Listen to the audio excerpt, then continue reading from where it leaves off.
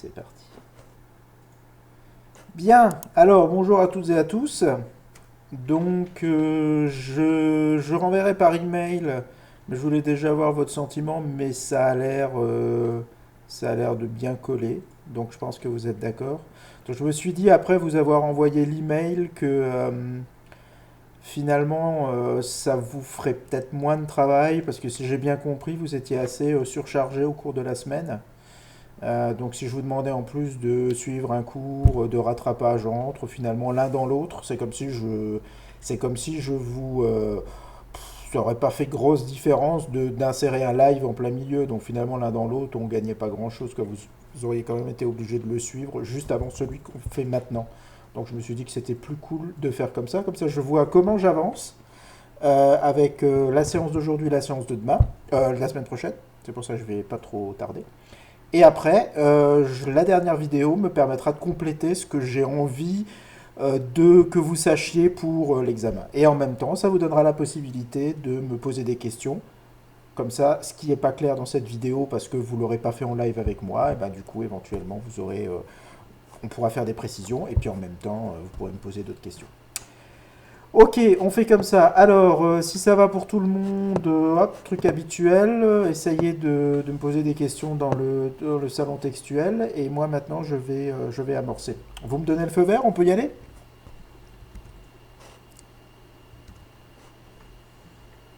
Ok, c'est parti. Alors, est-ce que vous voyez bien mes diapos? Ouais, ça c'est bon, hein. Ok, allez, j'y vais. Donc, la dernière fois, j'étais arrivé sur ces diapos-là. Donc, c'était, je ne vais pas revenir dessus, hein. Donc, c'était pour vous montrer comment, en suivant la courbe des publications, aussi bien au niveau en utilisant comme mot-clé sur PubMed protéines que RNA ou non-coding RNA, eh bien, on voit au niveau non-coding RNA, on a une augmentation qui est fulgurante de publications qui font référence à ce terme. Et sans surprise, bah, c'est lié aux nouvelles approches de transcriptomique, donc le tiling array et puis surtout le RNA-seq. Voilà. Alors ça on avait vu, ça on avait vu, ça on avait vu. Alors la première partie de ce cours, que je vais essayer justement de ne pas trop faire traîner, c'est pour vous réexpliquer un petit peu comment on en est arrivé au concept de RNA World et quelles sont ces molécules qui ont été énormément étudiées pendant toutes ces années pré-2000, on va dire, mais qui en même temps sont des molécules qu'on continue à étudier aujourd'hui, qui n'ont absolument pas révélé leur secret, bien au contraire. Grâce aux nouvelles approches de transcriptomique, on se rend même compte qu'il y a des tout nouveaux rôles que l'on peut attribuer à ces molécules. Et ces molécules, j'insiste aussi, parce que c'est des molécules qui ont posé les bases de notre compréhension euh, de la structure des ARN. Voilà. Et qui ont posé les bases également de notre compréhension qu'un ARN peut être un ribosyme, donc un ARN qui est donc une macromolécule qui porte une information, mais qui peut être également un enzyme. Alors la notion de RNA World, donc moi vais vous montrer un certain nombre de publications, hein. Le but c'est pas évidemment de vous forcer à les lire, hein, loin de là. C'est plutôt des petits repères, vous donner des bases, histoire que si vous avez envie d'aller un petit peu plus loin, parce qu'il y a tellement de choses à dire qu'il me faudrait 3 UE pour développer tout ça. Alors j'aurais très dans cette histoire-là, je m'attache un petit peu à vous faire une petite frise. C'est pas grand-chose, hein, le but c'est pas d'être barbant au niveau historique, mais c'est pour que vous situiez un petit peu comment les choses se sont enchaînées.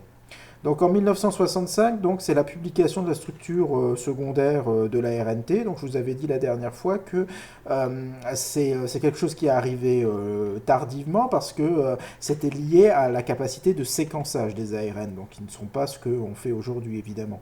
Donc lorsque le premier ARN a été séquencé, mais il y avait plusieurs structures secondaires qui étaient possibles en utilisant la règle A avec U, G avec C.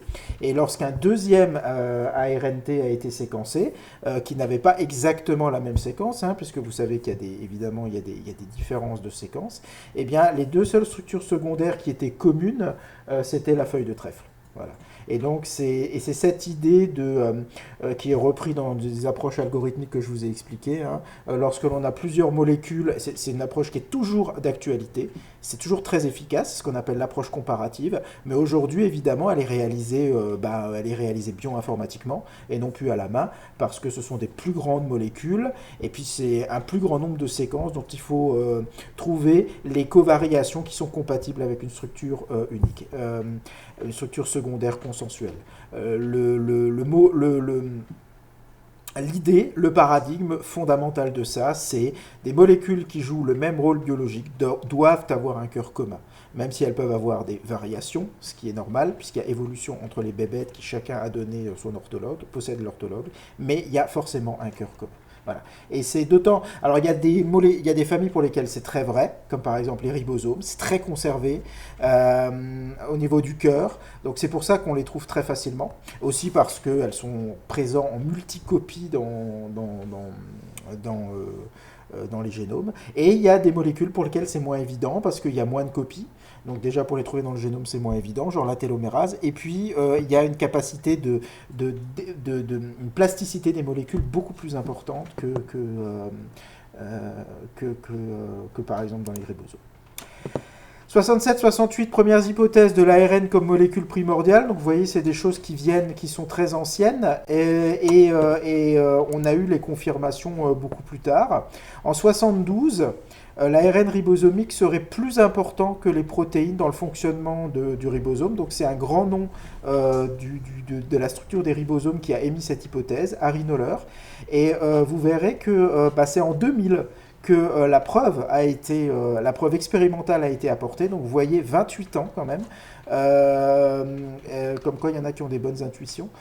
Et effectivement, l'ARN ribosomique, en tout cas le ribosome, les usines de synthèse des protéines, c'est l'ARN qui est la partie catalytique, c'est elle qui assure la partie catalytique, ce qui est tout à fait compatible donc, avec le fait qu'il y ait une transition d'un monde ARN à un monde où ensuite une partie des fonctions et de l'infrastructure a été déléguée aux protéines. Alors, il y a aussi, il faut sortir de la tête l'image dichotomique, les ARN d'un côté, les ribosomes, les protéines de l'autre. En fait, c'est très rare que des ARN agissent seuls. Ils sont toujours accompagnés de protéines d'une manière ou d'une autre. Les complexes sont très souvent ce qu'on appelle ribonucléoprotéiques. Et donc en fait c'est plutôt que l'ARN a contribué à l'émergence des protéines et que ces protéines ont complété, se sont associées aux ARN pour démultiplier les fonctionnalités. 81-86, c'est là vraiment qu'on découvre des ARN catalytiques, qu'on a les preuves expérimentales d'ARN, des premiers ARN catalytiques et qu'on appelle donc ribosymes. Donc, et ce sont les introns de groupe 1 et 2 et l'ARN de l'ARN ASP. Et ça, on verra un peu plus en détail. Donc je vous ai mis ici quelques publications, enfin les publications qui ont démarré ça. Et voici donc les publications pour le premier groupe, les introns autocatalytiques. Alors je tiens tout de suite à préciser quelque chose. Je parle vraiment d'introns autocatalytiques. À ne pas confondre avec les introns que vous connaissez dans les ARN messagers, dans les cellules que l'on possède, nos propres introns, hein, des eucaryotes supérieurs, qui ne sont pas autocatalytiques. Justement, ce sont des introns qui sont sans doute dérivés, vous allez voir pourquoi, qui sont dérivés des évolutions des introns autocatalytiques, mais qui maintenant, la machinerie d'épissage nécessite des protéines. C'est ce qu'on appelle le spliceosome. C'est un mélange d'introns et de protéines. Donc, au départ, les introns pouvaient s'auto-épicer tout seuls.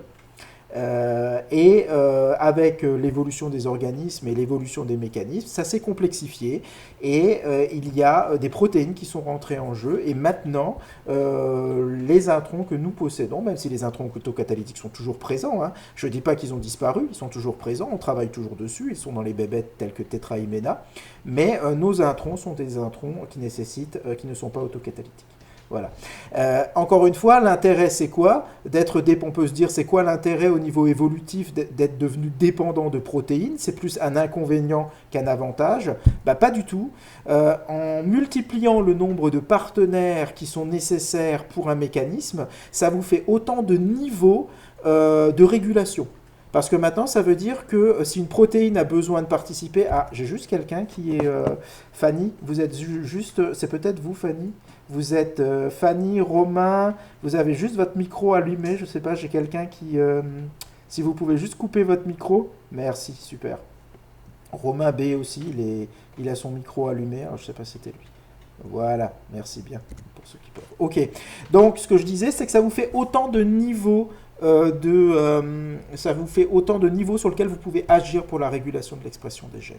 Parce que c'est surtout l'évolution des organismes, leur complexité ne se joue pas tant en tant que nombre de protéines, de molécules infrastructurelles, mais plutôt les différents niveaux de régulation qui permet, plus on a de niveaux de régulation, plus on peut répondre à un nombre de stimuli différents et compliqués. Et c'est exactement ça la différence entre les organismes évolués et pas évolués, c'est notre capacité à nous adapter à différents stimuli et à entraîner des réactions. D'accord. Alors les introns autocatalytiques, ils ont été trouvés tout d'abord, ils ont été trouvés dans une autre molécule qu'on a énormément étudiée et qui viendra pour d'autres raisons, qui est le ribosome. Mais il se trouve que donc l'ARN ribosomique, et il se trouve que dans une espèce où il était particulièrement pratique, où on pouvait avoir facilement du matériel pour étudier l'ARN ribosomique, eh bien on savait qu'il y avait l'ARN ribosomique, il est sous forme de pré-rRNA. D'accord? Donc des ARN. Il n'y a pas que les ARN messagers destinés à coder des protéines qui possèdent des introns. Vous avez aussi les ARN non codants, c'est-à-dire des ARN qui sont destinés à agir en tant que ARN. Encore une fois, cette frontière est de plus en plus floue pour beaucoup d'ARN, mais l'ARN ribosomique, pour l'instant, c'est agit en tant qu'ARN. Il n'y a pas pour l'instant, à part certaines exceptions, d'ORF qui sont cachés dedans. Alors que par exemple les langues non-coding RNA qu'on a pensé pendant quelques temps qui étaient pures, qui n'agissaient qu'en tant qu'ARN non codant, on a trouvé des mini-ORF à l'intérieur. Bon, bref, donc les ARN non codants contiennent aussi des introns. Vous avez les ARN ribosomiques qui sont sous la forme de pré-rRNA et qui contiennent un ou plusieurs introns. Vous avez les tRNA qui contiennent aussi des introns. D'ailleurs, il existe un enzyme qu'on va tout de suite voir qui s'appelle la RNAsP. Et cette RNAsP, c'est une ribonucléoprotéine, donc c'est une combinaison d'ARN et de protéines, et c'est l'ARN la partie catalytique. Et la RNAsP, c'est l'enzyme qui assure la maturation des pré-tRNA en tRNA. Voilà. Donc là, on est dans le pré-rRNA, et chez Tetrahymena, dans ce pré-rRNA, il y a un intron qui fait partie, c'est un intron autocatalytique de groupe 1. Alors, si ça vous intéresse un petit peu de regarder, ici je vous ai récupéré, alors j'essaie dans la mesure du possible de toujours vous donner les références bibliographiques que vous avez là. Donc c'est une structure assez complexe, donc au sein d'un énorme... Il faut voir quand même la complexité des ARN, c'est-à-dire que vous allez voir un peu plus tard, vous le savez peut-être déjà, comment se replie un ARN ribosomique. C'est très compliqué parce que c'est grand, c'est très architecturé, si je puis dire. Et à l'intérieur, ce tout petit morceau d'intron, là, eh bien, vous avez ici le repliement. Il a un cœur qui est composé d'hélices coaxiales. Donc, je vous avais dit qu'une des règles architecturales de l'ARN, c'est dans la mesure du possible, évidemment. Il n'y a pas de finalisme pour l'ARN. L'ARN a évolué pour combiner à la fois ce qui lui permet d'avoir une certaine stabilité, c'est-à-dire d'empiler ses hélices, et en même temps, ce qui lui permet, dans la foulée, d'acquérir une certaine fonction biologique. Donc là, je vous ai donné différents PDB-ID, si ça vous intéresse d'aller voir, avec un logiciel de visualisation comme Pimol. Vous avez ici les différents introns autocatalytiques dont on a obtenu maintenant des structures, celui de Tetrahymena, celui d'un phage et celui d'une bactérie. Voilà. Alors, les introns autocatalytiques, c'est quelque chose qui avait été extrêmement étudié il y a longtemps. Alors, j'ai juste quelqu'un qui a... Romain, vous pouvez juste couper votre micro? Je ne sais pas si vous m'entendez, Romain. Il faudrait juste le couper parce que j'ai tout le temps des interférences dans mon casque. Ou alors je vais enlever le casque, mais du coup, je peux plus... Je ne sais pas si Romain est là. Ouais. Romain a décidé de partir. Non, Romain est revenu. Bon, voilà. Voilà, il faudrait juste couper votre micro, si vous voulez bien. C'est gentil, merci. Vous êtes le seul en micro, puis j'ai des interférences, alors je pense que ça vient que de vous. Merci bien, je continue.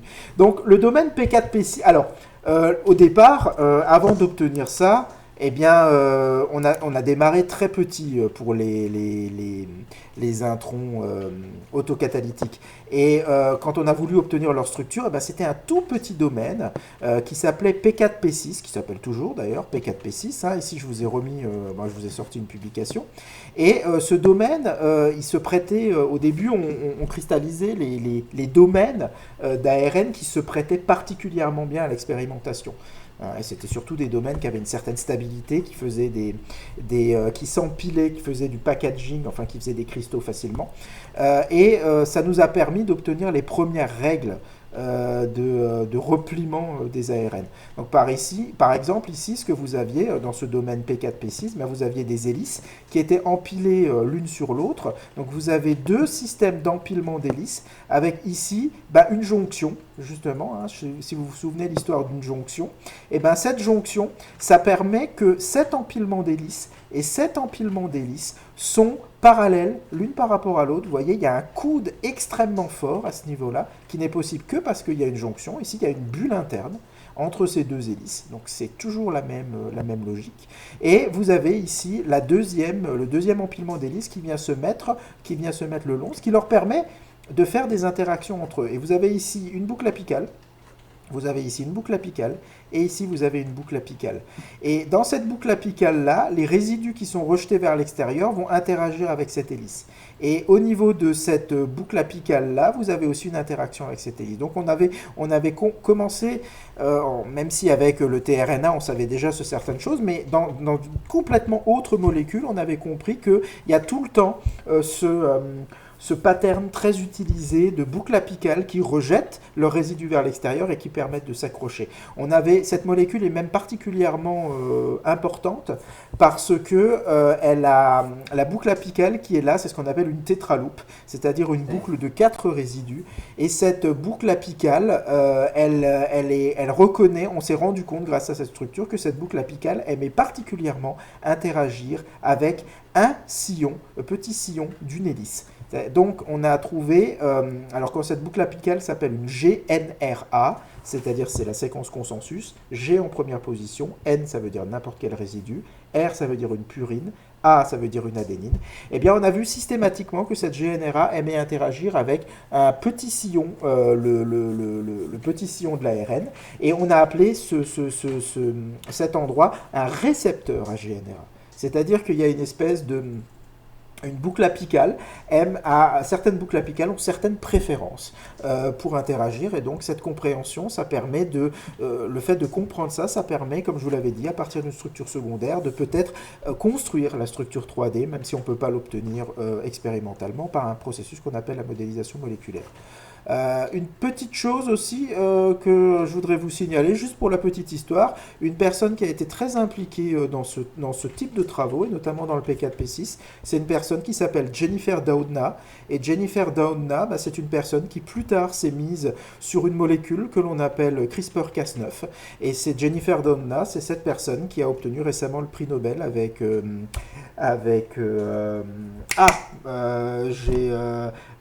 Emmanuelle Charpentier, voilà, ça me revient. Elles ont obtenu toutes les deux donc le prix Nobel pour le fait, pour la découverte le fait d'avoir dérivé le système CRISPR-Cas9 dans son application pour modifier le génome humain en laboratoire, enfin le génome de manière générale en laboratoire. Et donc, cette personne, Jennifer Doudna, était quelqu'un qui était très connu et qui a énormément contribué à la compréhension des architectures d'ARN. Voilà. Alors pour que vous fassiez une petite idée un petit peu de ce que ça représente, ce domaine P4P6, là je vous ai mis un petit peu à peu près, donc je vous ai mis à l'échelle, enfin je vous ai sorti une publication qui vous met les choses à l'échelle. Donc là vous avez le tRNA, 76 nucléotides, le domaine P4P6 découvert en 96, ça c'était un truc énorme à l'époque, hein, ce petit morceau-là, ça a fait la couverture de Science, si je me trompe pas. Et donc vous voyez un système, vous avez un placement totalement différent, mais vous retrouvez les mêmes mêmes règles. C'est-à-dire que vous avez ici des hélices qui s'empilent l'une sur l'autre, et dans le tRNA, on le savait déjà, ces deux hélices-là s'empilent l'une sur l'autre, et ces deux hélices-là s'empilent l'une sur l'autre. On a des boucles apicales qui aiment bien interagir ensemble, enfin, des boucles apicales qui interagissent avec une autre partie de la molécule. Ça, on le savait déjà dans le tRNA, avec la boucle D et TPC. Là, par contre, il y avait une petite nouveauté, c'était la boucle apicale qui aime interagir avec une hélice, avec un sillon de l'hélice. Voilà. Vous aviez ce système de kink là, et voilà. Et donc à côté, ici, vous avez 4 ans plus tard, en dérivant et en appliquant ces protocoles, au fur et à mesure qu'on a su comment cristalliser ce genre de molécules, et bien petit à petit, on a réussi à faire un bond énorme et à obtenir ici la structure cristallo d'un ribosome complet à l'échelle atomique. 4000, donc on passe de 160 nucléotides à 4530 nucléotides. Voilà. Alors, ces introns autocatalytiques, comment ça se fait qu'ils sont autocatalytiques? Eh bien, c'est tout simplement parce que vous avez, c'est grâce au groupement hydroxyle, où vous avez à ce moment-là des attaques qui se font. Donc vous avez ici une attaque qui se fait et qui permet de faire la coupure. Donc il n'y a absolument pas besoin de protéines pour faire cette attaque. Alors il y a juste besoin d'un petit coenzyme, d'un petit partenaire. C'est un nucléotide qui va fournir le groupement 3'OH, qui va faire l'attaque. Donc ici, dans cette figure que je vous résume, vous avez en bleu ici l'exon numéro 1, en jaune vous avez l'exon numéro 2, et en rouge vous avez l'intron. Et l'intron autocatalytique, il a évolué d'une manière qui fait qu'il a, dans sa structure, un endroit où il accepte, où il a une poche, où il peut héberger une guanine dont le 3'OH de son sucre va être placé inline pour faire donc tout à fait en phase, va être bien placé pour faire l'attaque de cette liaison phosphodiester. Et donc on va obtenir cette chose-là, c'est-à-dire que vous allez avoir une coupure ici, où vous allez avoir l'AG qui va être accroché ici, et vous avez l'exon ici qui se retrouve avec son 3'OH à lui qui est libéré. Et c'est ce 3'OH là, cet exon, qui lui maintenant va faire l'attaque sur la liaison intron exon numéro 2 et qui va donc reconstituer la liaison phosphodiester, exon 1, exon 2, et l'intron, lui, va être libéré. D'accord ? C'est comme ça que cet auto-épissage se fait. Donc c'est une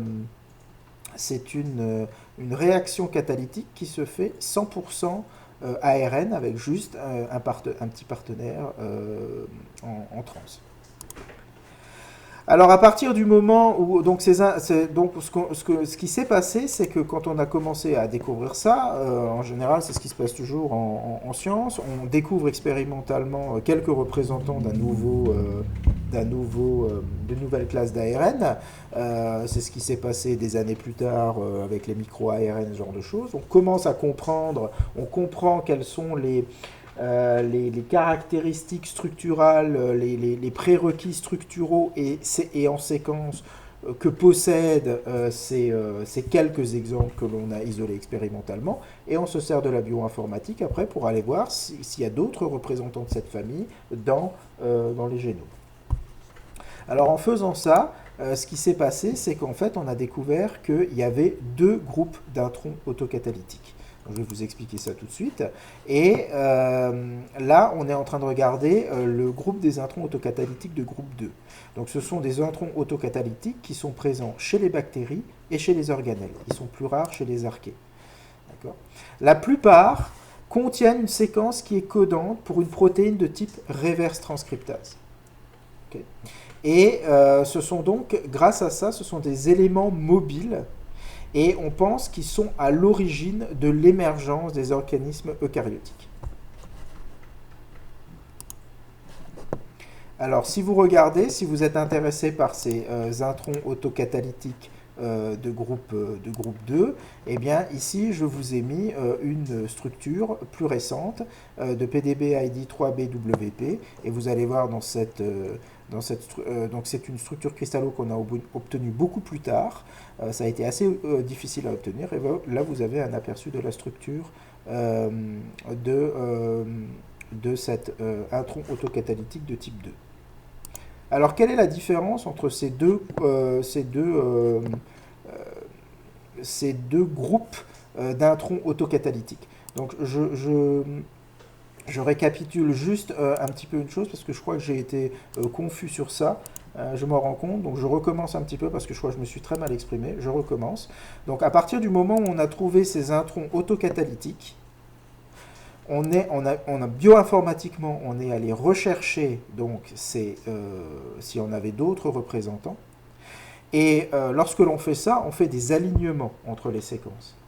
Donc pour voir comment ces différents représentants de ce groupe, de cette classe d'ARN, ont évolué au sein des organismes, tout en conservant un certain cœur structural. En faisant ça, on a identifié un deuxième groupe d'introns autocatalytiques. Ce nouveau groupe qui n'avait pas du tout la même structure, mais qui avait certaines particularités communes, puisque c'est en utilisant les particularités des groupes des introns autocatalytiques qu'on sait maintenant de groupe 1, qu'on a trouvé ceux de groupe 2. Et ceux de groupe 2, donc on les trouve que chez les bactéries et les organelles. Leur particularité, c'est qu'ils possèdent une petite orphe qui est de type reverse transcriptase et qui leur permettrait de se diffuser. C'est-à-dire que, imaginez, au niveau évolutif, vous avez des introns qui sont épicés, et ces morceaux d'introns qui sont dans le cytoplasme peuvent produire, en étant embarqués étant traduits par la machinerie traductionnelle, ils produisent une protéine de type reverse transcriptase qui leur permet donc de se réinsérer dans le génome. Et donc c'est pour ça qu'on pense que ces introns autocatalytiques de groupe 2 sont des introns qui ont été à l'origine de l'émergence des organismes eucaryotiques. Parce qu'on sait que dans les génomes des eucaryotes, et c'est d'autant plus vrai que les eucaryotes sont évolués, on a de plus en plus d'insertions d'introns et de rétrotransposons. Donc, ce qui a contribué à provoquer des réorganisations des génomes, et ce qui sont à l'origine d'un certain nombre de nouvelles potentialités. Là, vous avez la structure secondaire de cet intron autocatalytique de groupe 2. Et si maintenant on s'intéresse à la manière, ils ont deux manières différentes, les introns autocatalytiques de groupe 2 et les introns autocatalytiques de groupe 1 ont deux manières différentes de s'auto-épicer. Et c'est parce qu'ils ont une manière différente de s'auto-épicer, ces introns autocatalytiques de groupe 2 ont une particularité, c'est qu'ils réalisent la réaction de la même façon, c'est-à-dire une première attaque sur la première liaison phosphodiester entre l'exon 1 et l'intron. Et la particularité des introns autocatalytiques de groupe 2, c'est que cette attaque ne se fait plus par un ribonucléotide qui est en transe, une espèce de coenzyme, mais le repliement structural des introns autocatalytiques de groupe 2 a évolué de telle sorte que c'est un ribonucléotide qui fait partie de l'intron, qui est dans la chaîne de l'intron, qui fait partie de l'intron, c'est lui qui est directement en bonne position pour attaquer la première liaison phosphodiester. Ça fait donc que, plutôt que, après le premier événement de coupure, plutôt que d'avoir une extrémité comme ça qui est libre, parce que c'est un ribonucléotide externe libre qui est venu faire cette attaque, vous avez ce qu'on appelle un lasso. C'est-à-dire que la liaison phosphodiester, la coupure, donc vous avez ici l'exon 1 qui se retrouve avec un 3'OH libre qui va faire la deuxième attaque pour faire la ligation exon 1, exon 2. Et vous avez ici la liaison phosphodiester qui a été reconstituée et qui se fait entre l'extrémité 5' de l'intron de groupe 2 et un résidu à l'intérieur. Et ça, c'est possible uniquement parce que l'ARN a un avantage sur l'ADN, c'est qu'il a un 2'OH et un 3'OH qui sont disponibles. D'accord? Donc ça, c'est très important. Parce que là, l'ADN, l'ARN qui est là, le ribonucléotide, alors que la G est ici attaquée par son 3'OH, ici, la A, elle est dans la chaîne de l'intron. Elle est à l'intérieur de la molécule. Elle est reliée, elle est dans le ribonucléotide. Donc le 3'OH n'est absolument pas disponible. Il fait la liaison phosphodiester là. Donc il faut avoir un OH de disponible tout en étant à l'intérieur de la chaîne. Et ça, il n'y a qu'un ribonucléotide qui peut le faire. Parce qu'il a le 2'OH. Au lieu que dans un ADN, il n'y a pas de 2'OH. Donc il n'y aurait pas la possibilité de faire cette attaque. Donc vous voyez la possibilité pour l'ARN de faire ça. Déjà, l'ARN peut adopter une structure tridimensionnelle très originale, qui lui a permis, pour les groupes 1, au cours de son évolution, d'avoir un repliement qui lui permet d'héberger une G pour réaliser l'attaque. Ça, c'est le premier avantage de l'ARN. L'ADN ne pourrait pas faire ça. Et là, ici, le deuxième avantage de l'ARN, c'est que comme tous les ribonucléotides sont de primo-H, eh bien, ce groupe-là a pu évoluer d'une autre manière. C'est non pas pour développer, mettre en place un repliement local qui permet d'héberger un coenzyme, mais un repliement local qui fait qu'un de ses propres ribonucléotides se trouve bien positionné, son 2'OH se trouve bien positionné pour réaliser la première attaque nucléophile. Voilà. Et donc, la caractéristique ce qui caractérise donc la réaction d'auto-épissage de l'intron de groupe 2, c'est que l'intron dégage sous forme d'un lasso. Vous avez donc ce lasso, ce qui n'est pas le cas pour les introns autocatalytiques de groupe 1. Et la raison pour laquelle on pense que ce sont les introns autocatalytiques de groupe 2 qui ont donné naissance, qui sont à l'origine, qui ont évolué vers nos introns qui maintenant nécessitent un spliceosome, c'est-à-dire, vous avez ici dans le rond gris, c'est le complexe ribonucléoprotéique sans lequel ne peut pas se faire l'épissage, donc ils ne sont plus auto-épissables, ces introns-là, ils ont besoin d'un spliceosome. Mais la manière dont ça se fait, eh bien, se fait exactement de la même façon que le groupe 2, c'est-à-dire c'est un ribonucléotide, le spliceosome favorise donc cette attaque à partir d'un ribonucléotide qui est à l'intérieur de la séquence de l'intron. Et l'intron dégage sous la forme d'un lasso. Donc c'est cette similitude qui fait supposer que les introns autocatalytiques de groupe 2 ont donné naissance à nos introns devenus non autocatalytiques. Voilà. Donc ça, c'était le premier groupe moléculaire qui a été étudié très tôt et qui a permis qui a fourni des preuves expérimentales que l'ARN était capable, sans aucune protéine, d'avoir une activité enzymatique. Le deuxième molécule qui a été étudiée à peu près dans les mêmes années par d'autres groupes, c'est l'ARN-ASP. L'ARN-ASP, c'est une ribonucléoprotéine, donc on n'est pas du tout dans le même domaine. Dès le départ, c'était un mélange, on savait que c'était un enzyme qui était composé d'ARN et de protéines, mais on n'a pas tout de suite compris que c'était l'ARN qui était la partie catalytique. Et c'est ce que des groupes comme celui notamment de Sidney Altman, enfin en tout cas c'est lui qui l'a mis au point le premier, enfin qui l'a démontré le premier, ce qui lui a valu un prix Nobel, qui a montré que l'activité catalytique du composant ARN, enfin c'est le composant ARN de l'ARN-ASP qui assurait l'activité catalytique. Alors, juste que vous voyez un petit peu au niveau chronologie, donc très très tôt, dans les années 71, donc toujours dans ces années 60-70, on purifie énormément de pré-tRNA dans le but d'étudier justement le mécanisme de maturation qui est assuré par l'ARN-ASP, le passage de pré-tRNA en tRNA.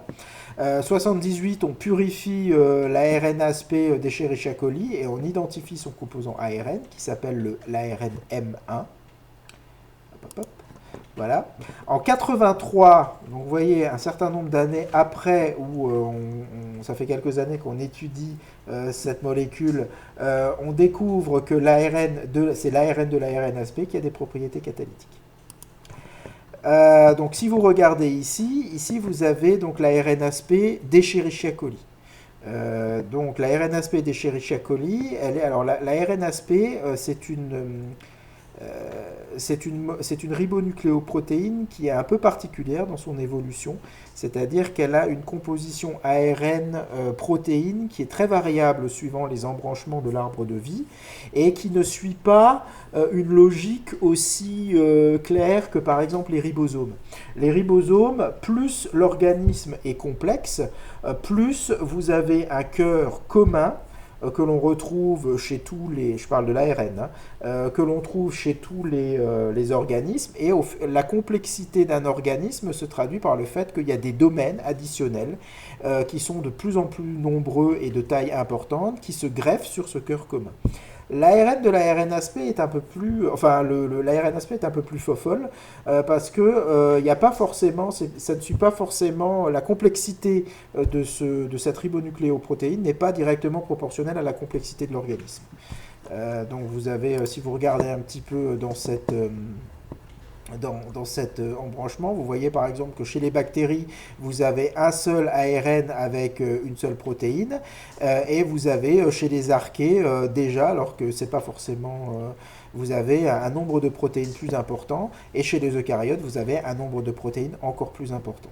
Et la structure de l'ARN est elle a une certaine plasticité, et ce qui fait que, je vais vous montrer ça tout de suite, ce qui fait que parfois d'un organisme très proche d'un autre, on a tout d'un coup des difficultés à la trouver parce que vous avez d'énormes domaines qui se sont insérés alors qu'on est passé d'une levure à une autre levure. Et vous allez voir aussi que l'ARN-ASP, elle a une autre particularité, c'est que pour certains organismes, comme par exemple les plantes, la partie ARN a complètement disparu, et c'est la partie protéine qui a complètement pris le relais de toutes les fonctionnalités. Donc vous avez une évolution de ce complexe ribonucléoprotéique qui est un petit peu plus difficile à comprendre que pour des cas d'école, comme par exemple les ARN ribosomiques. Donc, dans le cas de l'ARN-ASP d'Escherichia coli, donc vous avez donc un ARN, composant ARN, que vous avez ici, qui s'appelle M1, qui est composé d'un domaine de spécificité, représenté ici en bleu, et d'un domaine catalytique. Le domaine de spécificité, comme son nom l'indique, c'est le domaine qui va assurer essentiellement la reconnaissance du pré-tRNA, et le domaine catalytique, c'est celui qui va assurer la maturation du pré-tRNA en tRNA. C'est ce que vous avez ici. Et il y a une toute petite protéine qui s'appelle la protéine C5, qui est donc la seule protéine du complexe ribonucléoprotéique de l'ARN-ASP, assurée chez Escherichia coli. En 87, on découvre une deuxième RNAsP qu'on appelle la RNAsP MRP, donc Mitochondrial RNA Processing. Vous avez ici des comparaisons entre la RNAsP et la RNase MRP, donc qui assurent tous les deux des maturations de pré-tRNA, mais pas que, et qui ont des structures secondaires qui sont quand même assez variables. Donc c'est un petit peu comme le cas des introns auto-épissables. À partir du moment où on a commencé à avoir des séquences et des repliements d'ARN de la famille des RNAsP, on en a cherché on a fait des recherches exhaustives bioinformatiques, notamment dans les génomes séquencés qui commençaient à s'accumuler, et on a commencé à trouver des sous-familles de cette molécule, donc telles que par exemple la MRP. On va même encore un petit peu plus loin. À partir du moment où on a commencé à avoir de plus en plus de séquences, on s'est même rendu compte que dans la famille des RNAsP, vous aviez deux types de RNAsP qu'il n'était pas possible d'aligner, de mettre dans un même alignement. Leurs structures secondaires étaient différentes et empêchaient leur alignement. Alors c'est pas forcément évident à voir comme ça, mais si vous regardez par exemple ici, vous voyez qu'ici il y a donc entre la RNAsP du type A qu'on a appelé du type A, donc on retrouve notamment chez Thermus thermophilus, et du type B qu'on trouve chez Bacillus subtilis. Si vous regardez ici, vous avez la partie en rouge et la partie en vert qui sont assez communes. Mais la partie en bleu qui est là, elle ne s'insère absolument pas au même endroit. La partie en bleu P3, P14 dans le sous-type A vient s'insérer dans cette jonction, qui en fait donc une jonction quadruple, au lieu que l'équivalent de ce morceau-là, ici, vient s'insérer non pas dans cette jonction qui est devenue ici une bulle interne, là c'est une jonction quadruple, là c'est une bulle interne, et elle vient plutôt s'insérer ici, plus bas. Donc ça fait que, même si ça paraît pas grand-chose, c'est absolument pas possible de les aligner dans le même alignement. Vous êtes obligé, si vous avez des séquences de composants ARN de type A, il faut réaliser un alignement avec des séquences de la même sous-famille et un autre alignement avec des séquences de l'autre sous-famille. D'accord ? Et c'est à force d'accumuler, parce qu'évidemment, il y a quand même une partie commune, telle que vous avez là, mais vous ne pouvez pas les aligner ensemble.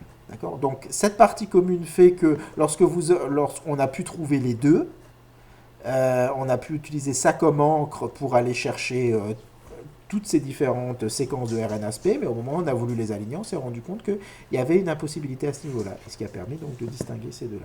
Alors, ces deux sous-familles sont hyper intéressantes. On va creuser ça un tout petit peu plus, vous allez voir. Je vais y revenir tout de suite. Où j'en suis ici. 89, on arrive à la purification de la RNA-SP humaine. Évidemment, ça intéresse plein de gens, ça, dès que c'est l'humain. Pourquoi ? Parce qu'il existe des maladies génétiques qui sont issues d'un problème de maturation du pré-tRNA en tRNA. Et vous allez voir, il y a un autre intérêt avec la RNA-SP, c'est que la RNA-SP, grâce aux nouvelles techniques expérimentales, on lui a trouvé d'autres fonctions, des fonctions tout à fait inattendues, et notamment, elle serait impliquée dans des mécanismes des maladies telles que le cancer, et donc ça prouve tout l'intérêt qu'il y a à étudier la RNA-SP humaine. 99, identification de la RNA-SP chez les archées. Donc vous voyez, c'est pas forcément... on peut purifier la RNA-SP humaine avant d'avoir la capacité de purifier la même molécule chez des organismes qui sont moins évolués. 2003-2004, structure cristallo des sous-domaines S, des domaines S, donc des domaines de spécificité des types A et B bactériens. Et ça, c'était vachement intéressant parce que très tard, même après l'obtention du premier ribosome du premier ribosome complet en détail atomique qui a été fait chez Alloarcula Maris Mortui en 2000 et qui a valu le prix Nobel, et bien 3 à 4 ans plus tard, on a obtenu la structure cristallographique de ces deux domaines et ça a permis d'illustrer la plasticité, comment un ARN peut évoluer au niveau 3D, comment il peut accumuler des domaines sans que ça perturbe sa fonction essentielle. Alors, je vais vous montrer ça tout de suite. Je vais vous montrer ça, comment ça se passe. Voici les deux domaines de spécificité qui ont été obtenus. Alors, ils ont été obtenus par le même groupe expérimental, Krasilnikov. En 2003, il a d'abord obtenu le domaine de spécificité de la RNA-SP de type B, donc Bacillus subtilis, et en 2004, un an plus tard, il a obtenu celui du type A. Alors comment ça se passe? Là, je vous ai montré les deux domaines, enfin les différents domaines que l'on a, mais en fait, c'est ça que je vais vous montrer. Donc en fait, j'ai repris les couleurs qu'on retrouve ici. Vous voyez, enfin, j'ai pris, voilà. Donc vous voyez, on a la partie jaune ici qui correspond à la partie un peu rouge ici, on a la partie verte et la partie bleue. Alors regardez, entre le type A et le type B, on retrouve donc, vous avez vu, donc on a les équivalents, les domaines qui sont équivalents orthologues au niveau structural, ça et ça, ça et ça, c'est tous les deux des domaines de spécificité à l'ensemble. Mais ce qui est particulièrement intéressant, c'est ça. C'est ce morceau-là. Ce morceau-là qui vient s'insérer à l'intérieur de cette jonction, et ce morceau-là qui vient non plus s'insérer ici, mais qui vient s'insérer ici. Ce qui veut dire qu'au niveau de la structure Si vous voulez aligner ces deux jeux de séquences structurellement, vous ne pouvez pas. Donc, au niveau de la séquence, ça pose un problème. Au niveau de la structure secondaire, ça pose un problème. Donc la question qu'on peut se poser, c'est c'est un peu bizarre tout ça, parce que c'est quand même un domaine de spécificité. Ce domaine de spécificité, il est censé reconnaître des tRNA, enfin des pré-tRNA. Et franchement, il n'y a pas d'énorme différence entre les différents pré-tRNA. Donc comment, au niveau 3D, ces deux molécules arrivent-elles à reconnaître le même substrat? Eh bien, c'est grâce à l'obtention des structures tridimensionnelles obtenues par l'équipe de Krasilnikov que ça a superbement illustré. Et là, je passe à la diapo suivante. Comment, malgré le fait que vous ayez une structure secondaire qui présente des différences, vous arrivez en 3D à obtenir le même repliement 3D. Ce que vous avez sous les yeux, là, c'est... Regardez bien, vous avez le domaine vert ici, le domaine vert qui est représenté ici, vous avez le domaine bleu qui est là, et regardez les résidus qui sont en violet. Les résidus qui sont en violet sont des résidus qui font partie de ce domaine de spécificité-là. Eh bien, regardez, ce domaine de spécificité en 3D est exact et le même entre les deux sous-familles de RNAsP, A et B, alors qu'au niveau 3, au niveau 2D, c'est pas alignable. Mais au niveau 3D, c'est superposable au niveau du domaine qu'il va reconnaître. Donc ça veut dire quoi? Eh bien, ça veut dire que l'ARN est capable donc de conserver sa structure malgré le fait qu'il ait des variations en séquence, donc ça on le savait déjà, mais y compris dans une certaine mesure en structure secondaire. Alors, en 2008, une découverte importante, et il y a un laboratoire ici à Strasbourg qui étudie ça à l'IBMP, c'est la découverte des PRORP, c'est-à-dire des Protein Only RNAsP. Alors ça, c'est très intéressant au niveau évolutif, même s'il n'y a plus d'ARN dedans, c'est-à-dire ce sont des... la RNAsP est une famille qui montre que elle peut évoluer vers un cas extrême où la partie ARN a complètement disparu et tout a été intégralement remplacé par les protéines. Donc les protéines prennent le relais. C'est très intéressant parce qu'en fait, je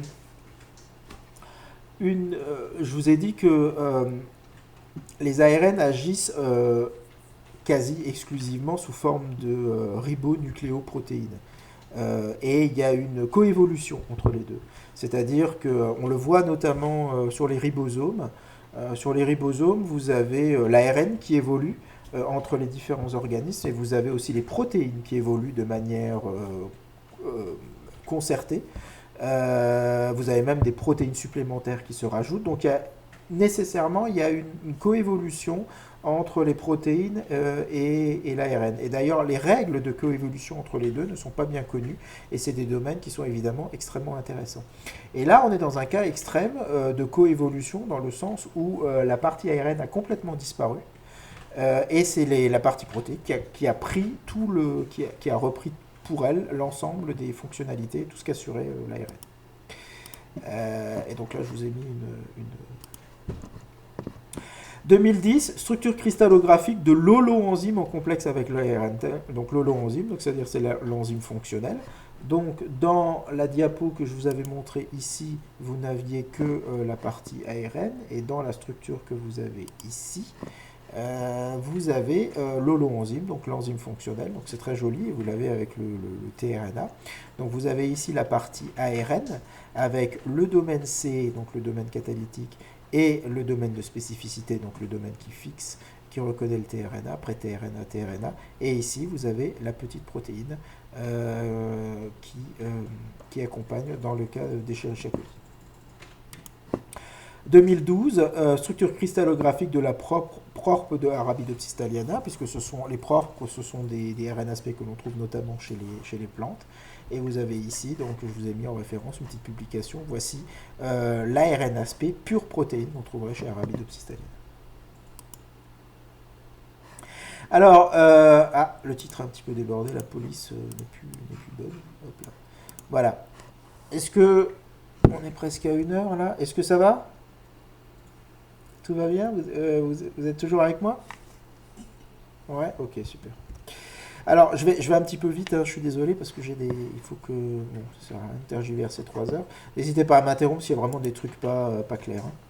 Alors, la RNASP a surtout été connue au début pour maturer certaines classes d'ARN, notamment les ARNT et les ARNR. Pourquoi elle serait limitée à ça? C'est ce qu'on avait pensé. Et en fait, grâce aux nouvelles techniques enfin, grâce à des approches expérimentales récentes, on a pu, où il était possible de scanner le transcriptome. Ça a été possible qu'à partir du moment où on a scanné sans a priori le transcriptome d'une cellule, eh bien on s'est rendu compte qu'en fait la RNAsP maturerait. Alors évidemment il y a des études, il faut confirmer tout ça, mais les pré-tRNA, les pré-rRNA, les pré-tmRNA, donc les tmRNA, j'aurais pas trop le temps de rentrer dedans, mais ce sont des ARN messagers qui jouent aussi le rôle, qui peuvent se replier localement comme des tRNA, et en fait ils jouent un rôle dans la dissociation et le recyclage des ribosomes au cours de la synthèse protéique. Il maturait les SNO-RNA, qui sont des ARN qui assurent les modifications post-transcriptionnelles des ARN de phage, des ARN polycistroniques, enfin bref, plein de choses. Cet ARN non codant dont je vous ai parlé, je ne sais pas si vous vous souvenez, c'était le cours dernier en bioinformatique, je vous avais expliqué qu'il y avait une équipe de Yale, de Ronald Breaker, qui avait utilisé une approche de génomique comparative, de recherche de nouveaux ARN non codants sans a priori, en regardant les structures secondaires conservées qui étaient accolées à côté des orphes de COG, de Cluster of Orthologous Genes, et ils ont trouvé chez des bactéries extrémophiles le plus grand ARN, le troisième après les ARN ribosomiques, plus grand ARN. Ah non, c'est un des deux. Il y avait le Gold, ça c'était le troisième plus grand, et ils en ont trouvé un autre un peu plus petit, le Olé, Ornate Large Extrémophilique. Donc c'est deux ARN qu'ils ont trouvé bioinformatiquement, dont ils ont prouvé l'expression expérimentalement. Eh bien, comme par hasard, il ferait partie aussi, cet ARN non codant serait une cible pour être maturé par la RNAsP. Et peut-être de manière encore plus intéressante, un ARN non codant qui s'appelle MALAT1, qui est chez l'homme et qui est impliqué dans des phénomènes, des processus cancéreux. Alors comment fait-on pour tout d'un coup trouver de nouvelles classes d'ARN potentiellement maturées par la RNAsP alors qu'on ne l'avait jamais vu jusqu'à présent? Eh bien c'est en utilisant des techniques de transcriptomique. Donc notamment dans ce cas-là des puces, puisque la méthode date de début juin 2006 je crois. Donc comment on a fait ça? Alors l'idée c'était la chose suivante. L'idée c'était de se dire, ce qu'il faudrait pouvoir faire, c'est prendre le transcriptome d'une cellule, genre une levure, là Saccharomyces cerevisiae, prendre le transcriptome de cette levure lorsque la RNAsP est fonctionnelle, et regarder les différentes tailles, faire un recensement des différentes tailles d'ARN messager que l'on obtient, sur tout le transcriptome, et faire la même chose, recenser la taille des ARN qui composent le transcriptome lorsque la RNAsP n'est plus fonctionnelle. Et l'idée est la chose suivante. Les ARN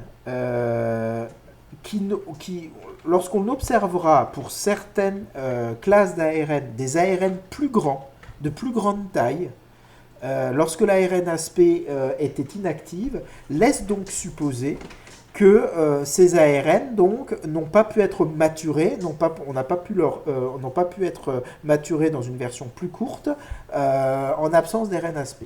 D'accord? Donc, les classes d'ARN que l'on trouve de plus grande taille par des études transcriptomiques lorsque la RNAsP n'est pas fonctionnelle par rapport à quand elle est fonctionnelle, sont potentiellement des classes d'ARN qui sont la cible, qui sont maturées par l'ARN-ASP. D'accord? C'est ça le postulat de départ. Le souci, c'est que si on dit que pour faire ça, il faut inactiver l'ARN-ASP, on a un gros problème, c'est qu'une cellule avec une RNAsp qui ne fonctionne pas n'est pas une cellule viable. Donc ce sont des mutations qui sont létales. Donc comment ils ont fait ça? En fait, ils ont fait une levure qui est recombinante, et ils ont fait une levure dont un des composants de la RNAsp, un composant protéique en l'occurrence, était sous l'influence d'un promoteur inductible. C'est-à-dire, donc il s'appelle GAL10. C'est-à-dire qu'en présence de galactose dans le milieu, ce promoteur, donc on peut induire l'expression du gène, et donc la RNAsp est fonctionnelle. Si on met ensuite en présence de glucose, si on met nos levures en présence de glucose, ce promoteur, donc il n'y a plus induction de cette protéine. Cette protéine est nécessaire pour la RNAsp pour qu'elle soit fonctionnelle, donc on a une RNAsp qui est non fonctionnelle. Et on fait très rapidement, à différents temps, on regarde le transcriptome pour recenser la taille des différents ARN à 0, 7 heures, 30 heures. Donc au fur et à mesure, donc on a des cellules qui vont mourir au fur et à mesure, mais rapidement on recense la taille des transcriptomes sur un temps croissant après le blocage de l'expression de ce gène.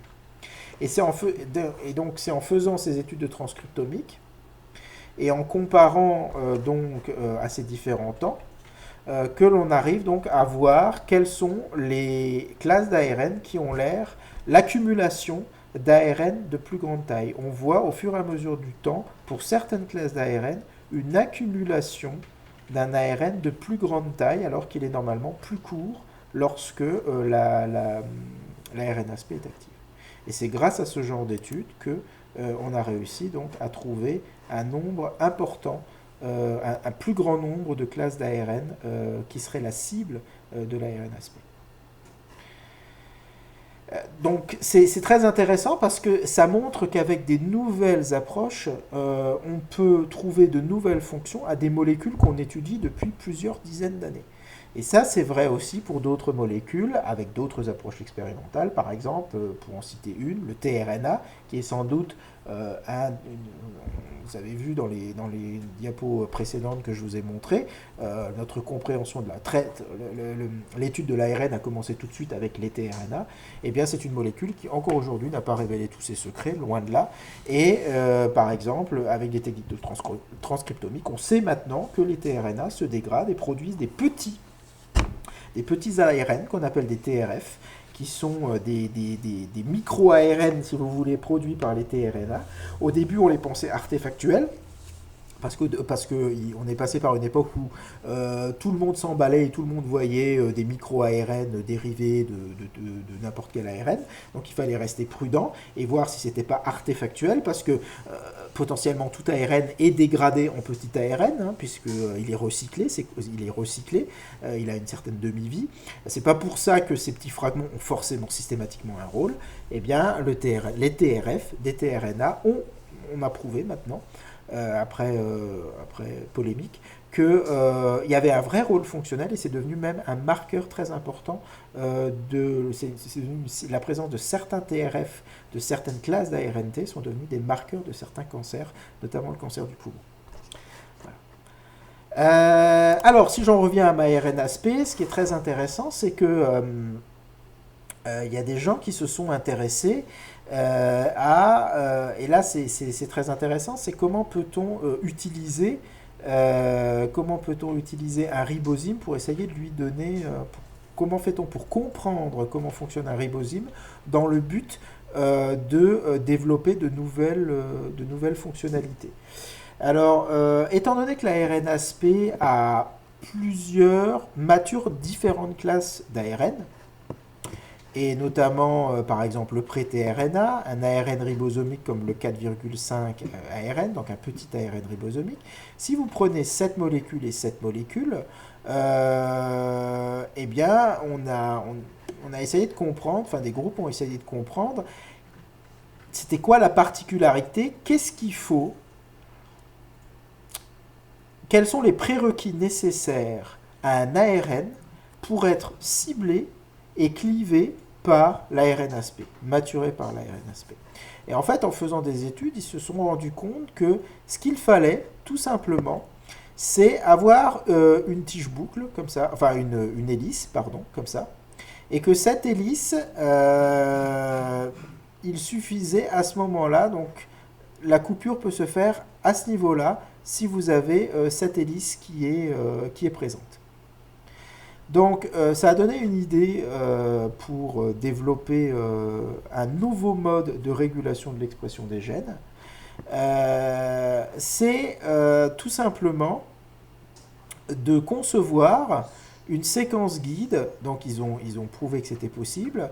Vous avez un ARN ici, donc par exemple un ARN messager, et vous développez une séquence, vous synthétisez une séquence guide. Et cette séquence guide, vous la concevez de telle sorte qu'elle soit complémentaire à une partie de l'ARN messager, enfin de l'ARN cible, de telle sorte que la complémentarité va créer cette hélice et l'ARN ASP va à ce moment-là couper à cet endroit-là. Donc vous pouvez cliver un ARN cible de votre choix à l'endroit où vous voulez, simplement en concevant une séquence guide. Alors du coup, l'idée, ça a été de faire quoi? Ça a été de développer donc M1. Je vous rappelle que M1, c'est le nom de l'ARN, du composant ARN de l'ARN ASP chez Escherichia coli. Si je reviens sur cette diapositive, ARN M1. Donc on a pris cet ARN M1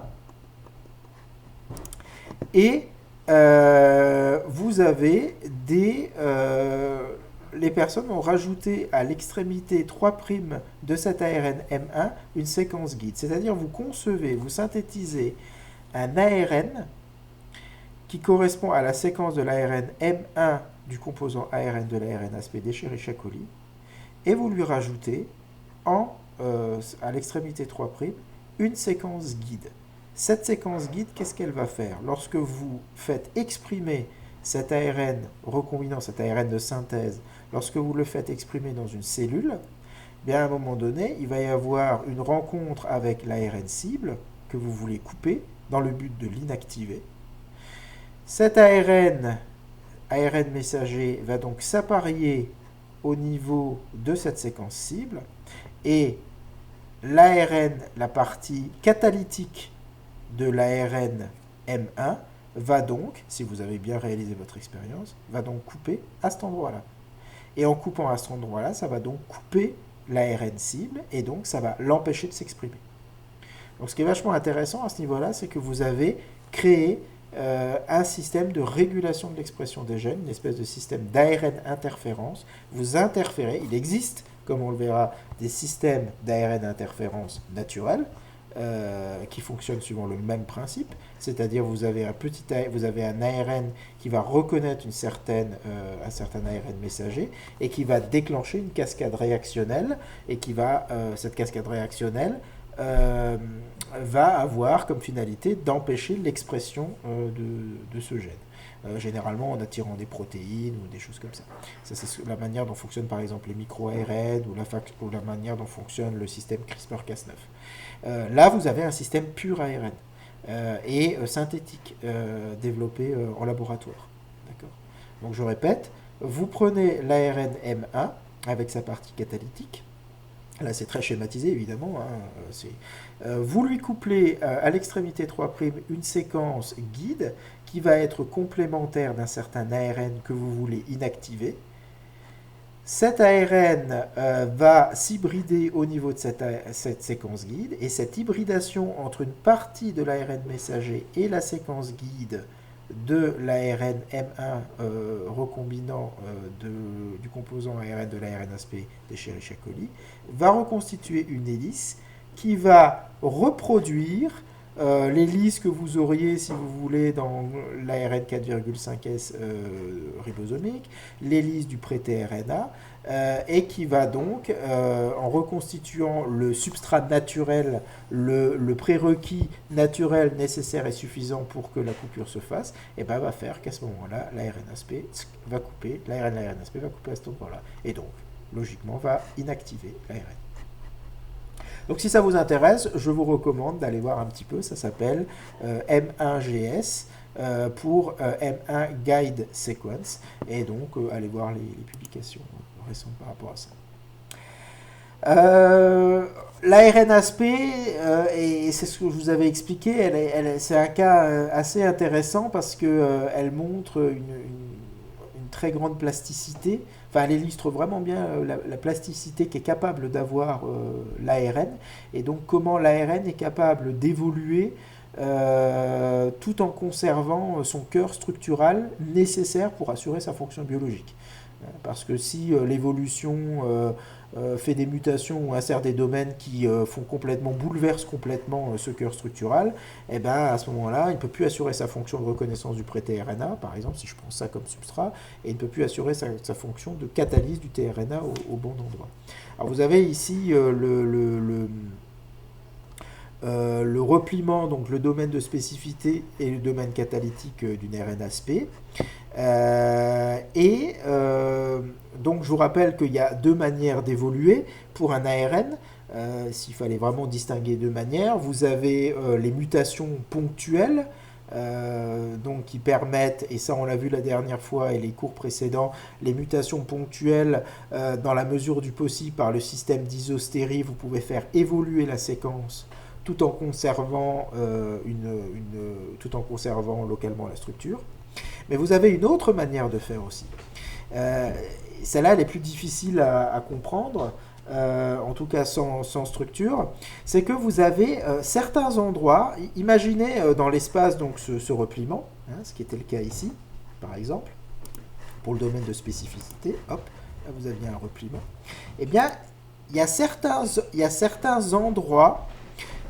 Vous voyez regardez, je ne vais pas insister dessus, mais reprenons ça illustre bien le propos.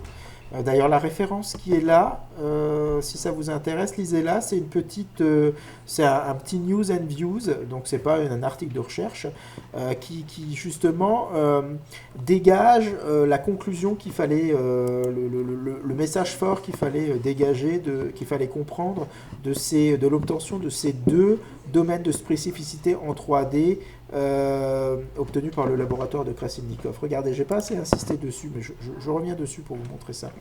Vous vous souvenez donc, le sous-domaine en rouge, c'est le même entre A et B, le sous-domaine en vert, ils sont là, donc rouge et vert, et c'est le sous-domaine en bleu qui est là. C'est le domaine en bleu qui pose problème parce que au niveau de la structure secondaire, il ne se place pas du tout de la même manière. Pourtant, il ne gêne absolument pas. Ici, vous voyez les petits résidus, les petites boules là jaunes, c'est ça le domaine catalytique, enfin le domaine de reconnaissance. Et en fait, ce domaine de reconnaissance n'est absolument pas perturbé par ça. Pourquoi? Eh bien, tout simplement parce que le repliement 3D de ces deux domaines de spécificité fait qu'à l'endroit où le domaine en bleu se met, eh bien, il se met complètement de côté. Vous voyez, il est complètement de côté. Il ne vient absolument pas interférer là-dedans.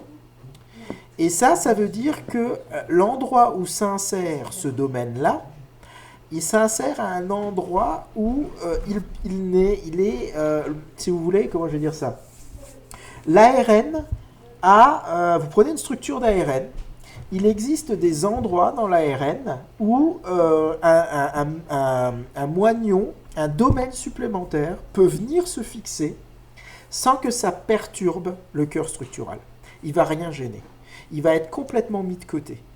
Et ça veut dire que le premier organisme qui aura récupéré ce morceau, je ne sais pas moi, par exemple, imaginez, on parlait d'un tronc autocatalytique qui après avait la possibilité de se réinsérer tout d'un coup parce qu'il y a une reverse transcriptase qui les transforme en morceaux d'ADN, et cet ADN par recombinaison, hop, il vient se réinsérer aléatoirement dans le génome. Imaginez dans les millions d'années d'évolution, tout d'un coup vous avez un petit morceau comme ça de 600 nucléotides, bam, qui vient s'insérer dans la séquence d'un gène.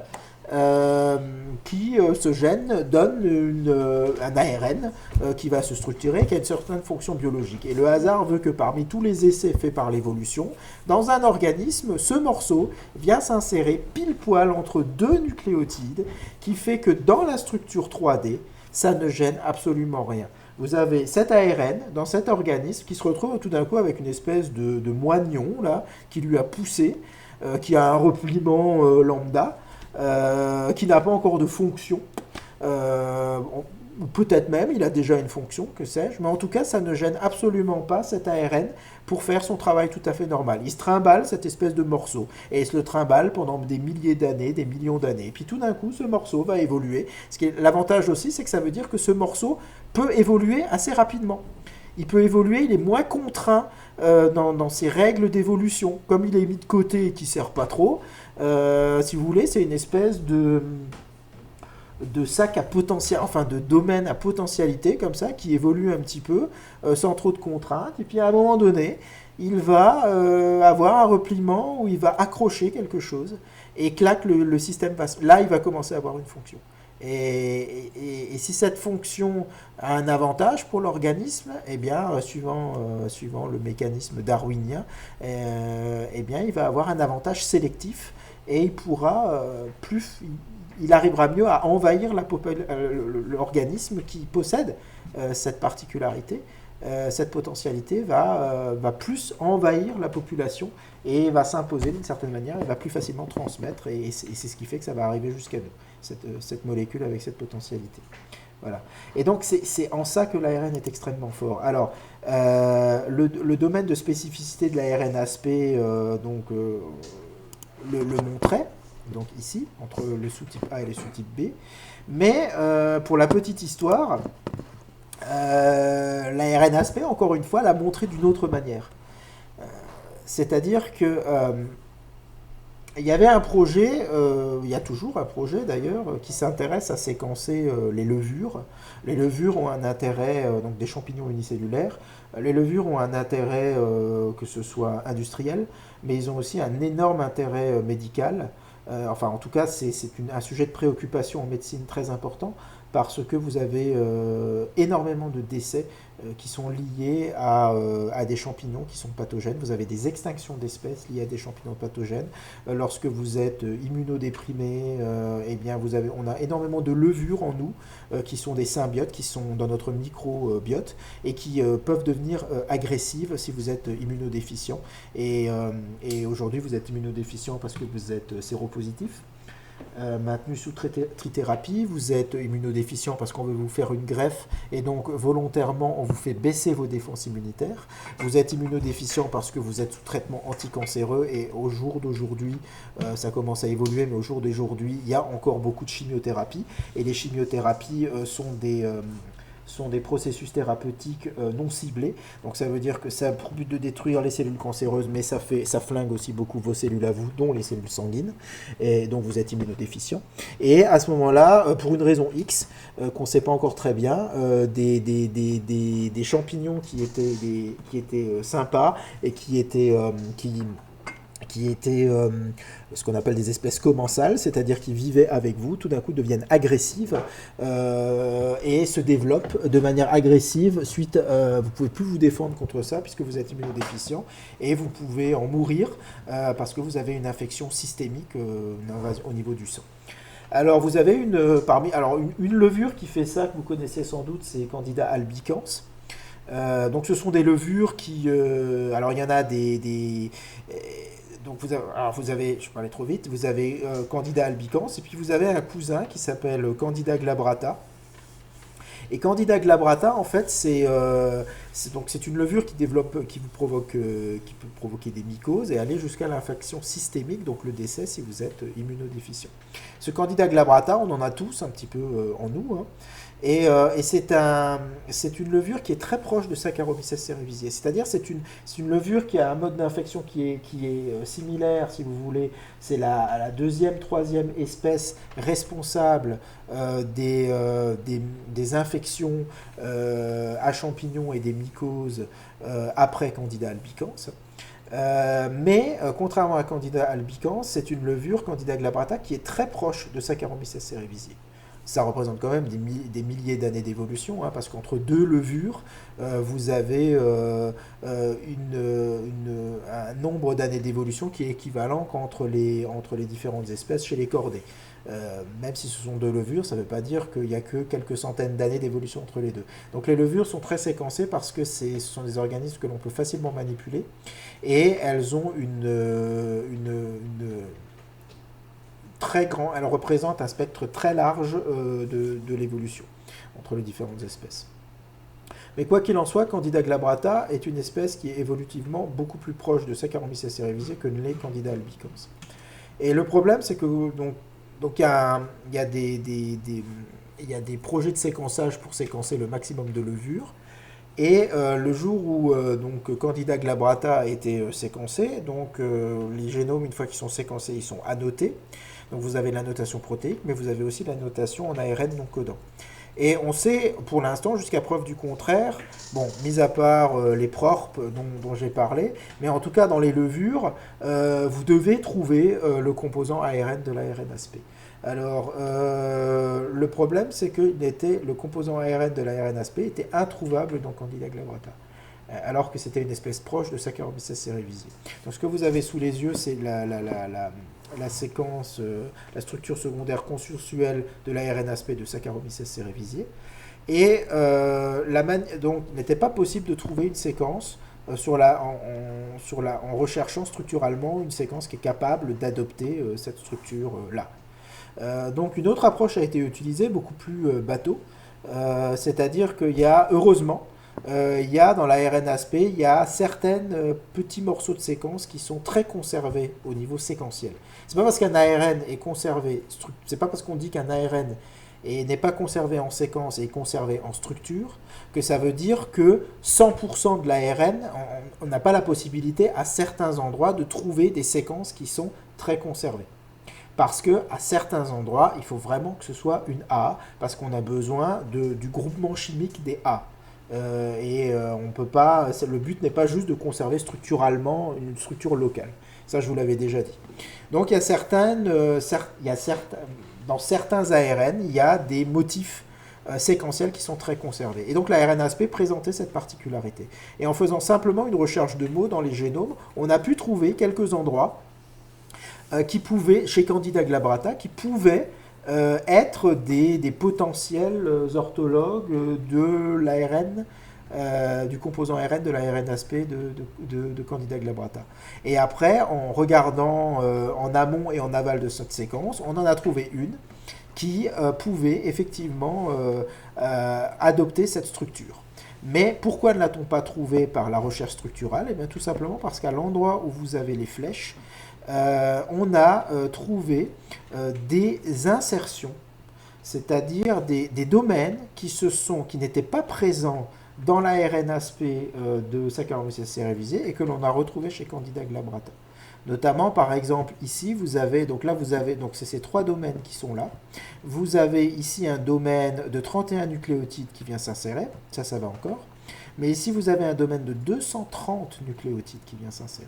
Et là, vous avez un domaine de 485 nucléotides. Ça veut dire qu'en gros, vous avez à peu près 750 nucléotides supplémentaires entre Candida glabrata et Saccharomyces cerevisiae. Ce qui veut dire que, alors que Saccharomyces cerevisiae, au départ, c'était environ 369 nucléotides, vous vous retrouvez dans une espèce qui est proche avec une valeur de 1100 nucléotides. Vous avez une augmentation de 200% de la taille de l'ARN. Donc ça, pour les algorithmes qui se servent de cette signature structurale pour aller rechercher dans les génomes d'autres séquences qui peuvent se replier comme ça, ces grands domaines d'insertion rendent ces algorithmes complètement aveugles. Parce que ça suppose que quand on dit à un algorithme de faire un scan, il faudrait lui dire « Ah bah si jamais tu vois que tu peux pas, bah vas-y, je vous le fais vraiment naïvement, hein, c'est une description un peu naïve des choses, mais voilà, c'est comme ça que ça fonctionne dans les faits.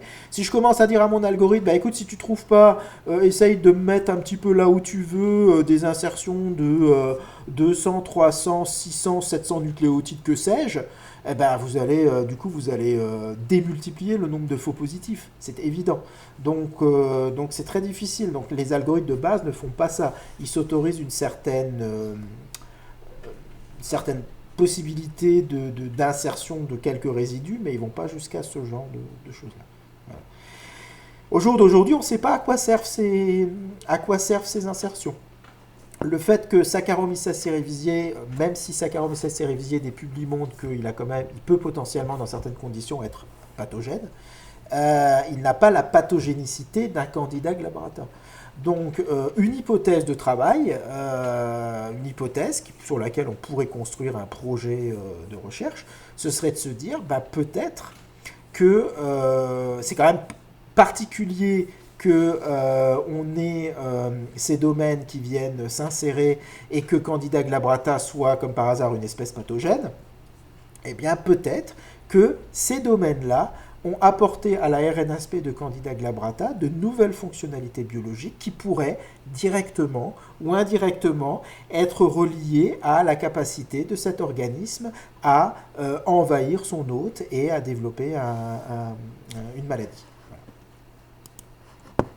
Ok, donc ça c'est vraiment des...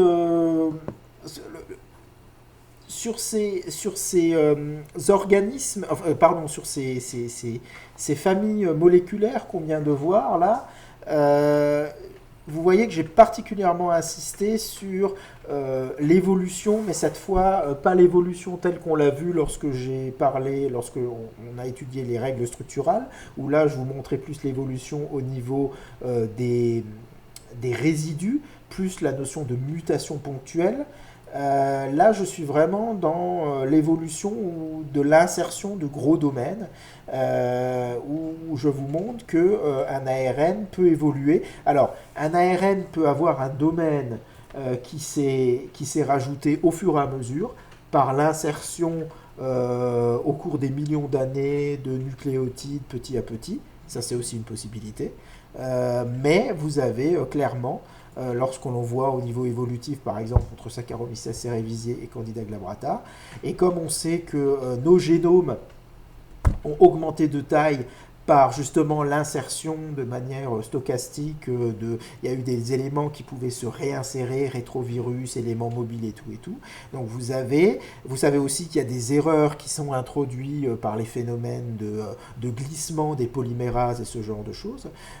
Et bien donc, l'ARN est une molécule qui a cette capacité, cette plasticité de pouvoir héberger des domaines supplémentaires et en 3D de les mettre complètement de côté si évidemment l'insertion se fait au bon endroit. Ça suppose donc que la nature a tout testé, sans vouloir faire de finalité, tout a été testé. Il y a des insertions qui ont perturbé forcément le repliement nécessaire pour assurer la fonction biologique, mais ces insertions ont donné un individu létal ou avec un fitness moins efficace. Et à ce moment-là, cet individu a été contre-sélectionné au sein de la population. Ce n'est pas arrivé jusqu'à nous. Alors, ces études ont abouti à un prix Nobel. Donc, Sidney Altman et Tom Cech sont tous les deux sont les laboratoires qui ont énormément contribué et qui ont prouvé expérimentalement donc les propriétés ribosymes, les propriétés catalytiques des introns autocatalytiques de groupe A et l'ARNAsP. Et donc ils ont été récompensés par un prix Nobel en 89, prix Nobel de chimie, puisqu'il n'y a pas de prix Nobel, il est soit de chimie, soit de biologie, ou rarement de physique pour nous. Voilà. Donc maintenant, je voudrais attaquer le ribosome. Donc le ribosome est aussi une molécule qui, grâce aux dernières avancées, a prouvé qu'elle faisait partie de la famille des ribosymes et donc a conforté l'hypothèse du RNA World. Donc si je remonte de nouveau sur la frise, donc 65 publications de la structure de la RNT, première hypothèse, ça je vous l'avais montré. 72, donc l'ARN ribosomique Harry-Noller émet l'hypothèse qu'il serait plus important que les protéines. 80-86, on découvre les premiers ARN catalytiques. Et en 2000, première structure de ribosome complet à l'échelle atomique, le ribosome est un ribosyme. Donc vous voyez, 28 ans entre l'hypothèse et la preuve expérimentale. Voilà. Alors, vous avez ici la publication Steitz a eu donc le prix Nobel, enfin ils ont été 3 à obtenir le prix Nobel pour ça. La première structure de ribosome à l'échelle atomique, qui a été faite sur une archée, Alloarcula maris mortui, donc à 2,4 angstrom. À partir de ce moment-là, il y a plein de ribosomes de structures de ribosomes qui ont commencé à s'accumuler. Au départ, on n'avait que des morceaux, des domaines d'importance, et puis des domaines qui se prêtaient le mieux à la cristallisation que d'autres. Vous avez sur cette représentation que je vous ai faite, en doré, vous avez l'ARN. Donc vous voyez que le cœur d'un ribosome est ARN et que les protéines se trouvent à la périphérie. Et vous avez ici, en rouge, je vous ai mis une des adénines du site catalytique. Donc vous voyez le site catalytique qui est tout enfoui là. Et il n'y a aucune protéine ou domaine protéine à moins de 15 angstrom du site catalytique, c'est-à-dire du site peptidyltransférase. Et donc si on fait un petit zoom là-dessus, on se rend compte qu'on n'avait que de l'ARN. Donc vous avez donc c'était une preuve expérimentale, c'était la preuve visuelle que l'ARN dans un ribosome, donc dans le complexe ribonucléoprotéique qui assure la synthèse des protéines, c'est l'ARN qui fait la synthèse, qui assure cette synthèse-là. Donc je ne rentre pas, le ribosome, ça peut... Il y a énormément de choses à dire, il y a des bouquins, des tonnes de bouquins là-dessus. Je ne vais pas rentrer plus loin, j'aurai d'autres choses, il y a juste encore quelque chose que je voudrais vous préciser. Juste pour vous dire donc qu'en 2009, il y a les 3 personnes, trois parmi les auteurs, ont eu le prix Nobel de chimie pour cette découverte, cette avancée. Après, évidemment, il y a une course énorme, donc il y a une accélération de l'obtention des structures complètes de ribosomes à l'échelle atomique, avec évidemment tout de suite une volonté d'obtenir les ribosomes eucaryotiques.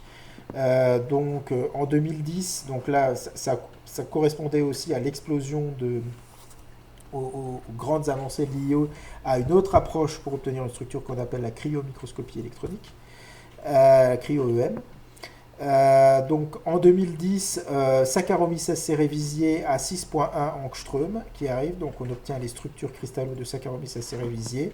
En même temps, fait par le même laboratoire, le germe de blé, donc un organisme multicellulaire et une plante, Triticum aestivium, 5,5 angstrom en cryo-EM. Après, vous avez la cristallo qui est arrivée un petit peu plus tard, sur des organismes que l'on connaît particulièrement bien. Je ne sais pas si vous vous souvenez, mais au tout début, je vous ai expliqué que Tetrahymena était donc un organisme que l'on étudiait pour justement l'ARN ribosomique, et que dans cet ARN ribosomique, il y avait un intron auto-étipissable. Donc c'est un organisme Tetrahymena qui est très manipulé en laboratoire, organisme modèle pour les ARN ribosomiques. Et donc, on a obtenu en 2010 la petite SSU, ça veut dire Small Subunit, et LSU, c'est Large Subunit, donc en 2 temps, en cristallo, donc publication de la petite sous-unité de Tetrahymena à 3,93 angstrom. Donc vous voyez une meilleure résolution qu'on avait obtenue en cryo-EM, mais maintenant la cryo-EM commence à avoir de très bonnes résolutions. 2011 pour la grande sous-unité. Saccharomyces cerevisiae en structure cristallo. Donc vous voyez là on avait Saccharomyces cerevisiae en 2010 6,1 angstrom et en 2011 X-ray 3 angstrom. Vous imaginez, il y avait les années 2010-2011, c'était la folie. Les gens n'osaient rien dire dans les congrès parce que chacun avait dans ses cartons la structure qui allait sortir. Ça fait à chaque fois des énormes papiers. Un labo savait qu'un autre l'avait, à quelle résolution, est-ce que je vais le sortir avant, enfin c'était à couteau tiré. Après sont arrivés un peu plus tard d'autres, cryo-EM 5,57 angstrom 2013. Alors Trypanosoma brucei, j'aurais dû mettre, brucei.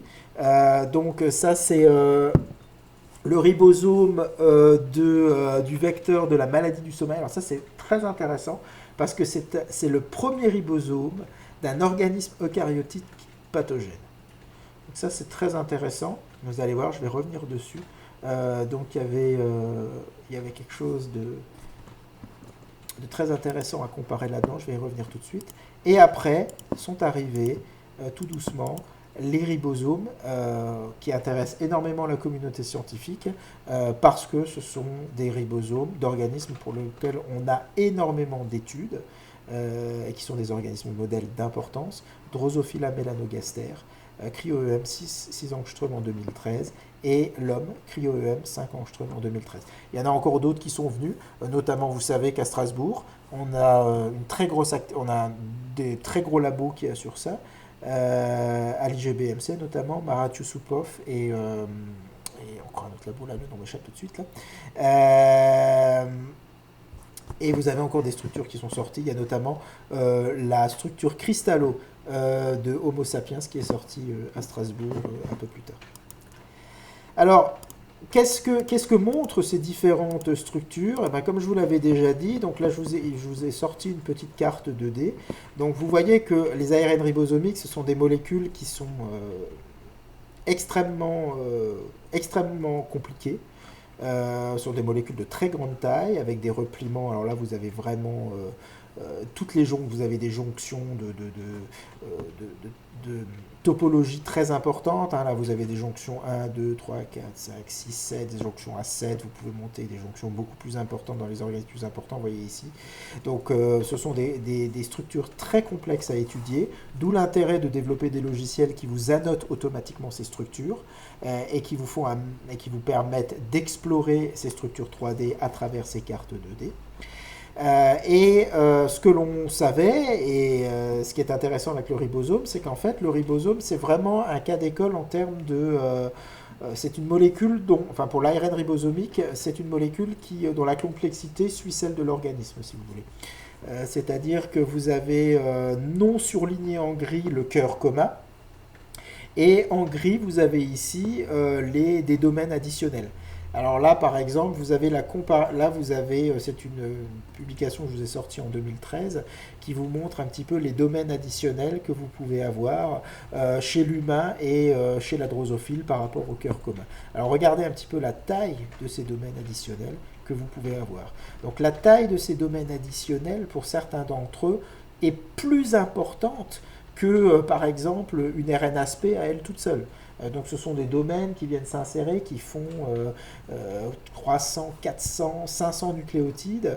Il y en a certains qui ont des structures arborescentes assez simples, comme par exemple ici, et il y en a certains qui ont des structures arborescentes très compliquées. Ils sont très ornate, comme disait le laboratoire de Ronald Brecker. Si vous regardez un petit peu cette figure, sortie encore d'une publication, elle est très intéressante parce qu'elle vous montre comment chaque organisme, le matériel supplémentaire que l'évolution a greffé sur le cœur commun sans perturber le cœur commun.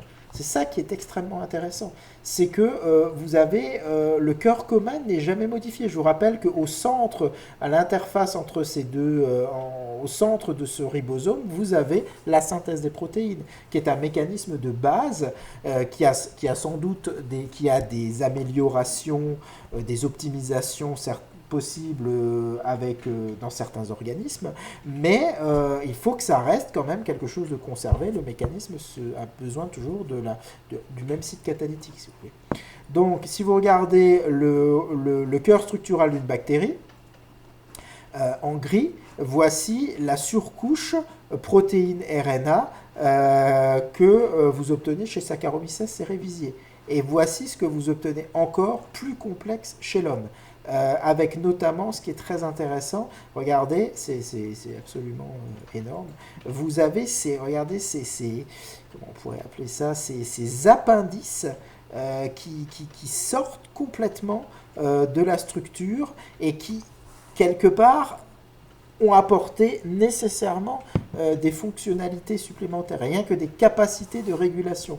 Alors, tous ces domaines supplémentaires sont des domaines où potentiellement peut venir se fixer des molécules qui vont apporter un signal au sein du ribosome et donc jouer, réguler l'expression, enfin la fonction fondamentale d'une cellule, à savoir la synthèse de protéines.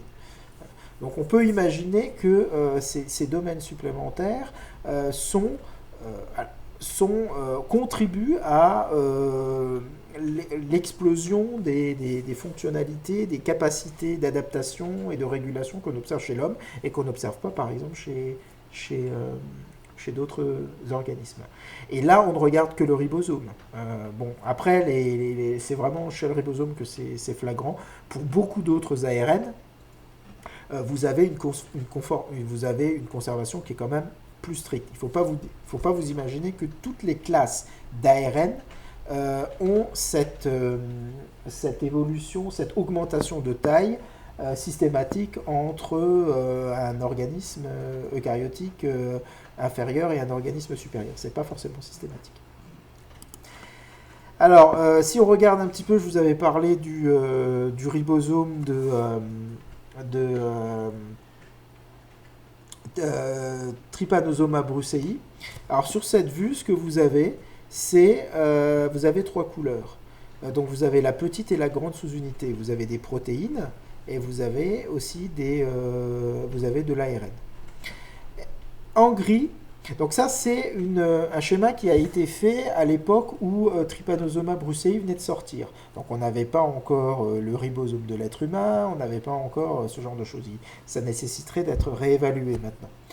Parce qu'en fait, le but de cette figure, c'était de se dire, maintenant qu'on a un ribosome d'un organisme eucaryotique pathogène, et si on le compare, si on le superpose au ribosome des autres organismes que l'on a, à savoir des bactéries, mais des autres ribosomes eucaryotiques. Donc on avait le germe de blé, on avait Saccharomyces cerevisiae. L'idée c'était de se dire, est-ce qu'on arrive à identifier des domaines ARN protéiques que l'on trouve dans le ribosome de Trypanosoma brucei et qui n'ont pas d'équivalent chez les autres? Ce serait intéressant pour 2 choses. La première chose, c'est que comme Trypanosoma brucei est un organisme pathogène, s'il possède des domaines qu'on observe nulle part ailleurs, peut-être que ces domaines ont un rapport avec sa capacité à être pathogène, avec sa pathogénicité. L'autre chose, c'est que même si ce n'est pas le cas, ça veut dire que si on développe un médicament, un antibiotique, qui reconnaît spécifiquement les domaines du ribosome de Trypanosoma brucei qu'on ne retrouve pas chez les autres, ce médicament sera ultra spécifique. C'est-à-dire qu'il ne va pas s'amuser à se fixer sur des ribosomes d'autres organismes, donc il ne va pas empêcher la traduction de ces autres organismes, il va juste bloquer le mécanisme traductionnel de Trypanosoma brucei. Donc lorsque vous regardez sur cette figure, vous voyez qu'en gris, vous avez ce qui était commun à tous les êtres vivants, en tout cas, je vais relativiser ça, commun à tous les ribosomes pour lesquels on avait une structure à l'instant au moment où on a fait cette figure-là. En jaune, vous avez ce qui était commun à tous les eucaryotes non pathogènes. Et en rouge, vous aviez ce qui était spécifique de Trypanosoma brucei. Donc vous voyez là, notamment au niveau ARN, alors, je ne sais pas si vous voyez, on reconnaît une hélice de protéines, c'est une hélice alpha, donc c'est un seul ruban. Là, vous avez une hélice d'ARN, donc on reconnaît bien les hélices, et là, ça se termine par des boucles apicales. Là aussi, là aussi, là aussi. Là, il y a des choses un peu coudées et tout. Donc, je sais pas, vous avez peut-être un peu plus l'habitude maintenant, mais on voit un peu quand même ce qui se passe, même à ce niveau-là de détail. Et donc, vous voyez qu'il y a pas mal de domaines ARN à la surface, en plus, ça tombe bien, qui sont spécifiques de Trypanosoma brucei. Donc potentiellement, ces domaines pourraient être reliés à la pathogénicité et ces domaines seraient intéressants de développer des molécules qui ciblent spécifiquement ça. Parce que le grand problème aujourd'hui des antibiotiques, lorsque vous ciblez, les antibiotiques ciblent le ribosome, donc certains bloquent le mécanisme traductionnel, ciblent le ribosome des bactéries pour empêcher la traduction, dans le but donc d'empêcher les bactéries de se développer, mais vous avez un effet où vous bloquez la traduction d'autres bactéries. Vous savez sans doute, On le sait, les antibiotiques, il ne faut pas trop les utiliser parce que ça favorise l'émergence de souches hyper résistantes, de souches résistantes. On a plus de mal, pour lesquelles après on n'a plus d'antibiotiques pour s'en débarrasser. Mais il y a un autre effet des antibiotiques. C'est que à l'époque où on développait, on utilisait en masse les antibiotiques, on n'avait pas conscience comme aujourd'hui que nous possédons un deuxième génome. Ce deuxième génome, c'est notre microbiome. Notre microbiome est composé de bactéries qui sont avec nous depuis notre naissance et qui nous sont nécessaires pour être en bonne santé. Euh, En utilisant des antibiotiques, vous tuez des espèces, vous éradiquez des espèces au sein de votre corps sans vous en rendre compte. Hein, c'est une extinction silencieuse, enfin en tout cas au début. Et on pense aujourd'hui qu'un certain nombre d'espèces de bactéries, de bonnes bactéries qui sont avec nous en symbiose dans notre microbiome, si elles n'existent pas, eh bien, elles sont reliées à un certain nombre de maladies. Notamment, alors vous avez tout ce qui est l'obésité serait relié à ça. Je ne sais pas si vous vous tenez un petit peu au courant des dernières découvertes, mais je crois que ça date d'il y a une semaine ou deux. Il a été prouvé, on a eu des preuves expérimentales très fortes, que la maladie d'Alzheimer serait liée justement à notre microbiome, une perturbation de notre microbiome. Voilà, donc donc c'est très important. Il est très important si on veut cibler le ribosome, il est très important de développer des médicaments, de développer des molécules qui vont cibler des domaines qui sont spécifiques, que l'on trouve uniquement dans la bébête que l'on veut éradiquer et qui n'existent pas dans les autres espèces, que ce soit nous, l'hôte, parce qu'on ne veut pas nous bloquer notre propre traduction, ce serait un peu embêtant, des espèces qui sont symbiotes avec nous et qui, si elles sont éradiquées, vont nous développer à terme, court, moyen, long terme, des maladies. Voilà. Et donc c'est pour ça que ces travaux d'accumulation de structures de ribosomes et de comparaison de structures de ribosomes nous permettent, en tout cas, on a l'espoir de trouver des domaines qui seraient spécifiques. Alors la figure que vous avez là sous les yeux, c'est une figure, je ne me suis pas tenu au courant, j'ai participé à ces travaux-là, mais je ne me suis pas tenu au courant depuis l'apparition depuis qu'il y a eu la publication de la structure du ribosome, de la drosophile et de l'être humain. Il est clair qu'à mon avis, les domaines spécifiques de Trypanosoma brucei ont dû être considérablement réduits parce qu'il doit y avoir sans doute des chevauchements avec des domaines que l'on retrouve chez l'homme, par exemple. Donc du coup, c'est des domaines qu'il faut éviter si on veut développer un médicament contre la maladie, contre l'agent pathogène de transmission de la maladie du sommeil. Voilà. Alors là, je sais que c'est fini, mais je veux juste vous dire, ça va me permettre de sauter tout un jeu de diapos.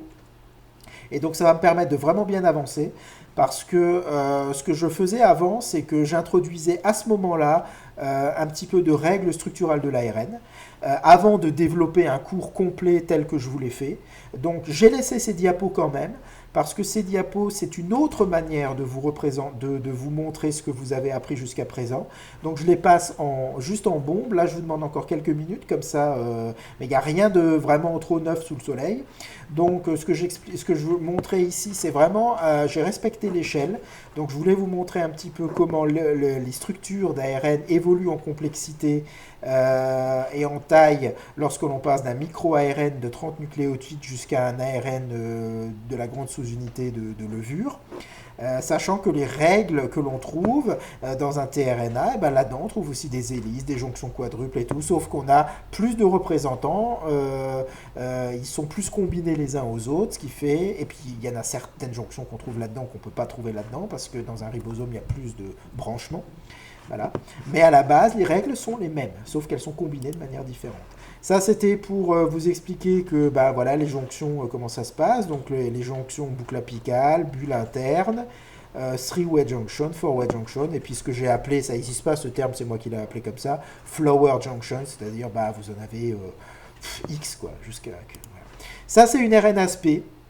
Donc elle a été annotée, donc c'est la RNAsP voilà, qui est ici. Hop, ça c'est la structure tridimensionnelle d'une RNAsP holoenzyme. Et donc elle a été obtenue. Et là vous avez donc la notation par un algorithme. Et là ce que je vous mettais ici, c'est que je vous disais que les jonctions ARN que je vous encadre ici, elles servent à orienter et à relier les hélices. D'accord. Donc sur ces petites vignettes-là, les flèches représentent les hélices. Donc vous voyez, ces hélices se positionnent à chaque fois de manière différente. Ça, c'est une hélice avec une boucle apicale au bout. Vous avez les résidus qui sont rejetés vers l'extérieur. Là, je vous montre un coude. Comment vous avez une hélice qui arrive. Là, je rentre dans cette hélice. Et puis, bam, la boucle apicale, elle replonge vers là parce que là, vous avez un coude. Donc vous voyez, dans la RNAsP, on retrouve des choses dont on a déjà parlé dans le riboswitch. Qui m'a servi à illustrer. Voilà, là je me servais de cette diapositive pour vous montrer comment eh bien, un des moteurs du passage de la structure secondaire à la structure tertiaire, bah, c'est que dans la mesure du possible, la molécule d'ARN essaye d'empiler ces hélices parce que ça lui apporte une certaine stabilité. Donc vous avez un cœur très stable, d'hélices empilées l'une sur l'autre et aussi d'empilement d'hélices. Hein, vous avez l'empilement vert, l'empilement bleu, l'empilement rouge qui sont coaxiaux, enfin qui sont collés l'un à l'autre. Il y a des interactions de l'un à l'autre. C'est ce qu'on a vu dans le P4-P6. Là, je vous rappelais l'histoire de la classification avec la paire donc les bases, on les assimile à des triangles, si vous voulez. Et donc là, vous avez la face Watson, Crick, Houston et sucre. Et là, vous avez les symboles PlayStation.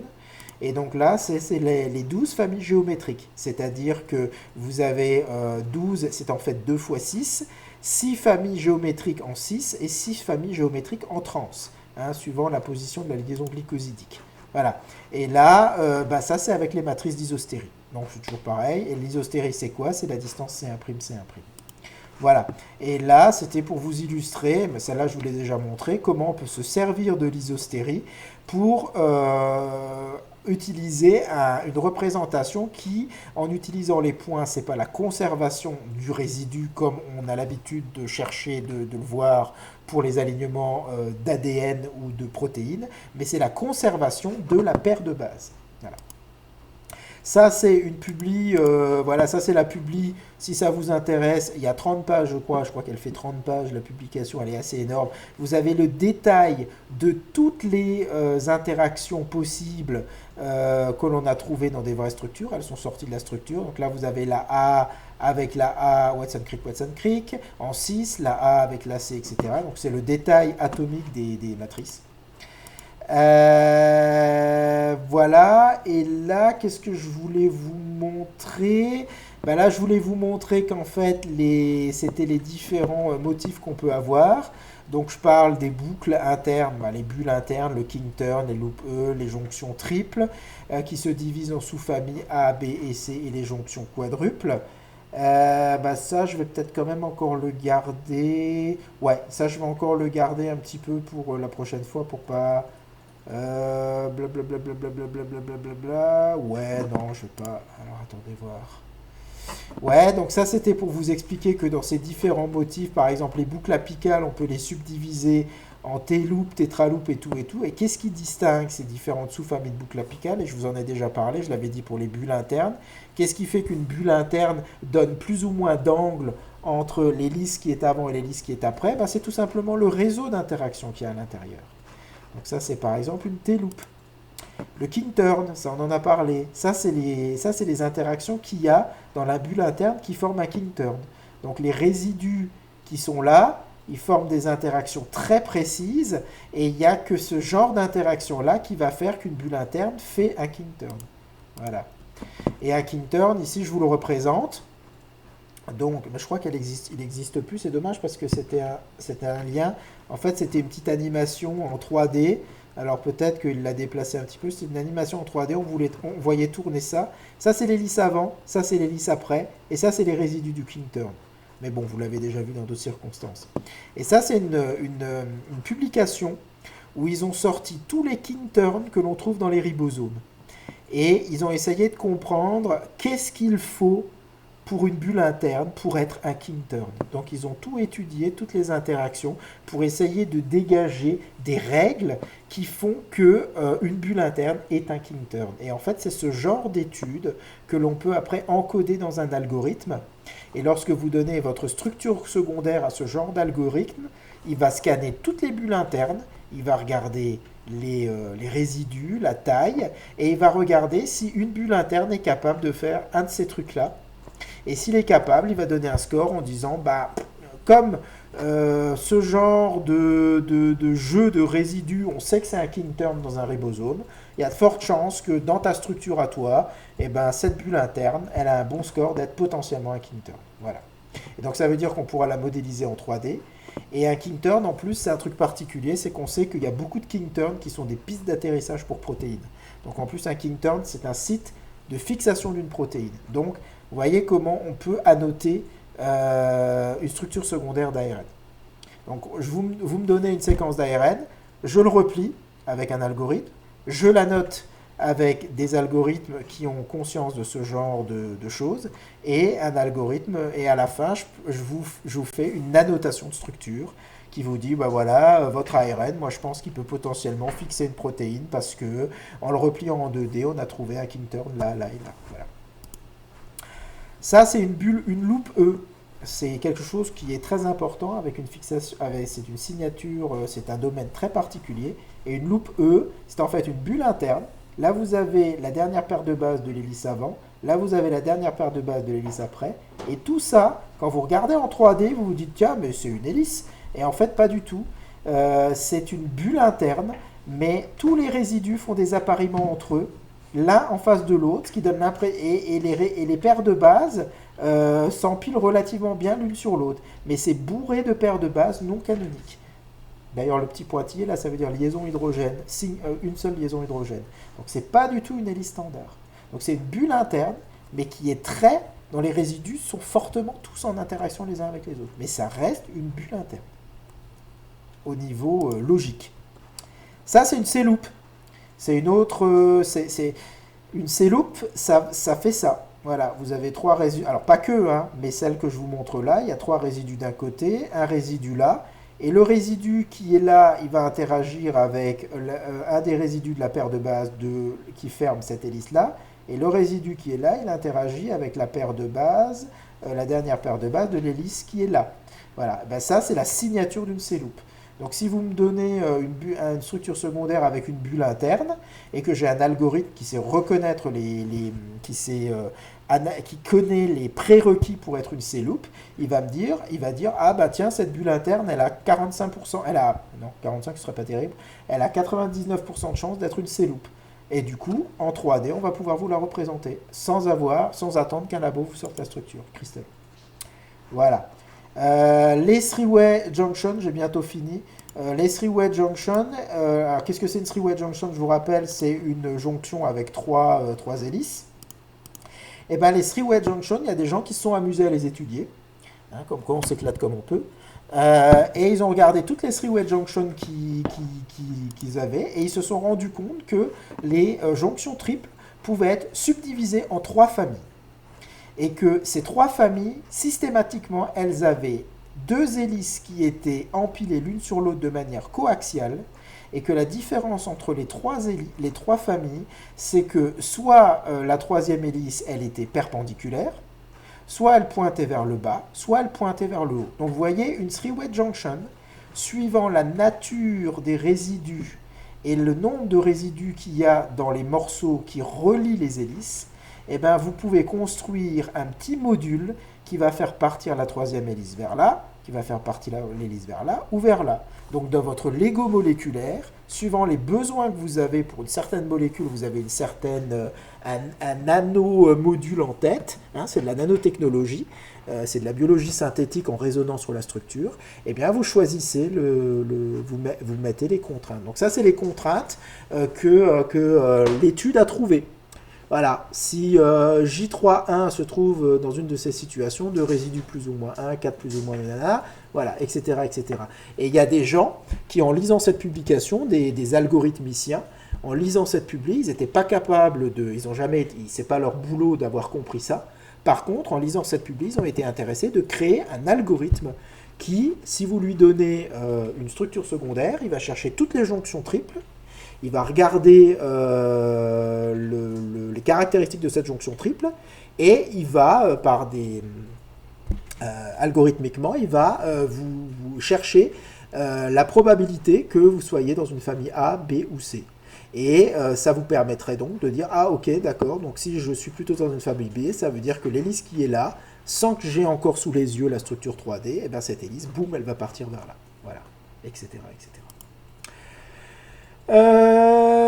Voilà, et les gens qui ont compris ça, et j'arrêterai sur cette dernière diapositive, les gens qui ont compris ça, ils peuvent faire des nouveaux ARN avec des nouvelles propriétés, enfin ils peuvent construire des ARN avec des structures 3D qu'ils veulent avoir, qui n'existent pas dans la nature. Là par exemple, il y a quelqu'un qui s'est amusé, ça a fait un gros papier à l'époque, hein, ça a même fait la couverture de Science, je crois. Il connaissait très bien les structures tridimensionnelles d'ARN, il savait les quantités de magnésium et tout qu'il fallait faire pour avoir tel ou tel repliement. Il a conçu une toute petite molécule d'ARN, donc ce sont deux tiges boucles qui sont reliées, donc vous voyez simplement par quelques résidus. Et il savait que en construisant ça, vous auriez donc il a conçu ces boucles apicales de telle sorte qu'elles se reconnaissent l'une l'autre. Ce que je vous avais expliqué, ça s'appelle un kissing complexe. Le fait que deux boucles apicales, les résidus sont rejetés vers l'extérieur, donc ils interagissent potentiellement l'un avec l'autre. Et lui, il a fait en sorte, en jouant sur le magnésium, que ça permet à ces petits morceaux comme ça, en jouant sur le magnésium, ils vont s'agencer comme ça. Et là, vous avez la vraie structure tridimensionnelle, ça c'est vraiment ce que ça donne. Donc ça vous fait ça vous fait un carré comme ça où vous pouvez éventuellement, donc ça fait un nano-élément sur lequel vous pouvez imaginer des fonctions. Pour la petite histoire, la personne maintenant elle est capable de faire des cœurs en ARN. Donc il est allé un peu plus loin, vous pouvez faire des cœurs en ARN. Bon, tout ça c'est proof of concept, hein, c'était juste un petit peu pour le message, mais vous pouvez commencer à faire des molécules qui ont une certaine structure 3D, et l'avantage, c'est que si vous arrivez à orienter la structure 3D de vos molécules, ça veut dire, comme l'ARN est potentiellement catalytique et qui peut couper des choses, ça veut donc dire que vous pouvez concevoir un ARN qui a une certaine forme 3D, et cette forme 3D va être complémentaire d'un autre ARN qui a une forme 3D complémentaire, où ils vont bien se reconnaître l'un l'autre, un autre ARN qui est naturellement présent dans les cellules, et vous pouvez donc concevoir un ARN qui va reconnaître spécifiquement un autre ARN, et en le reconnaissant, il va induire une coupure à un endroit que vous aurez bien prévu à l'avance. Ça, c'est par exemple, on peut imaginer les rétrovirus. On peut imaginer tuer des rétrovirus comme ça, puisque les rétrovirus, leur génome est ARN. Donc, ça suppose de connaître la structure 3D du génome d'un rétrovirus. Et là, on a les approches de cryo-EM, de modélisation moléculaire, qui nous permettent d'aller de plus en plus vite. Et à côté de ça, lorsque vous avez la structure d'un endroit en particulier, et que vous pensez que cet endroit est spécifique du rétrovirus, et que ce n'est pas un repliement local que vous pourriez trouver dans une molécule de l'autre, parce que si jamais vous avez ça, vous allez avoir un effet collatéral de votre médicament. Donc vous concevez un ARN qui va structuralement, qui a un certain repliement et qui va bien reconnaître cette structure locale spécifique de votre rétrovirus, et en même temps, quand ils vont bien être en association l'un avec l'autre, bam, ça va couper. Un peu comme les gens, ce qu'ils ont fait avec l'ARN M1 de l'ARN ASP, ils ont juste rajouté au bon endroit comme il faut le guide sequence, et ça permettait après d'aller à la pêche d'un ARN messager pour l'hybrider, et bam, de faire la coupure sur l'ARN messager pour l'inactiver. Voilà, bon, j'arrête là. Est-ce que vous avez des questions ?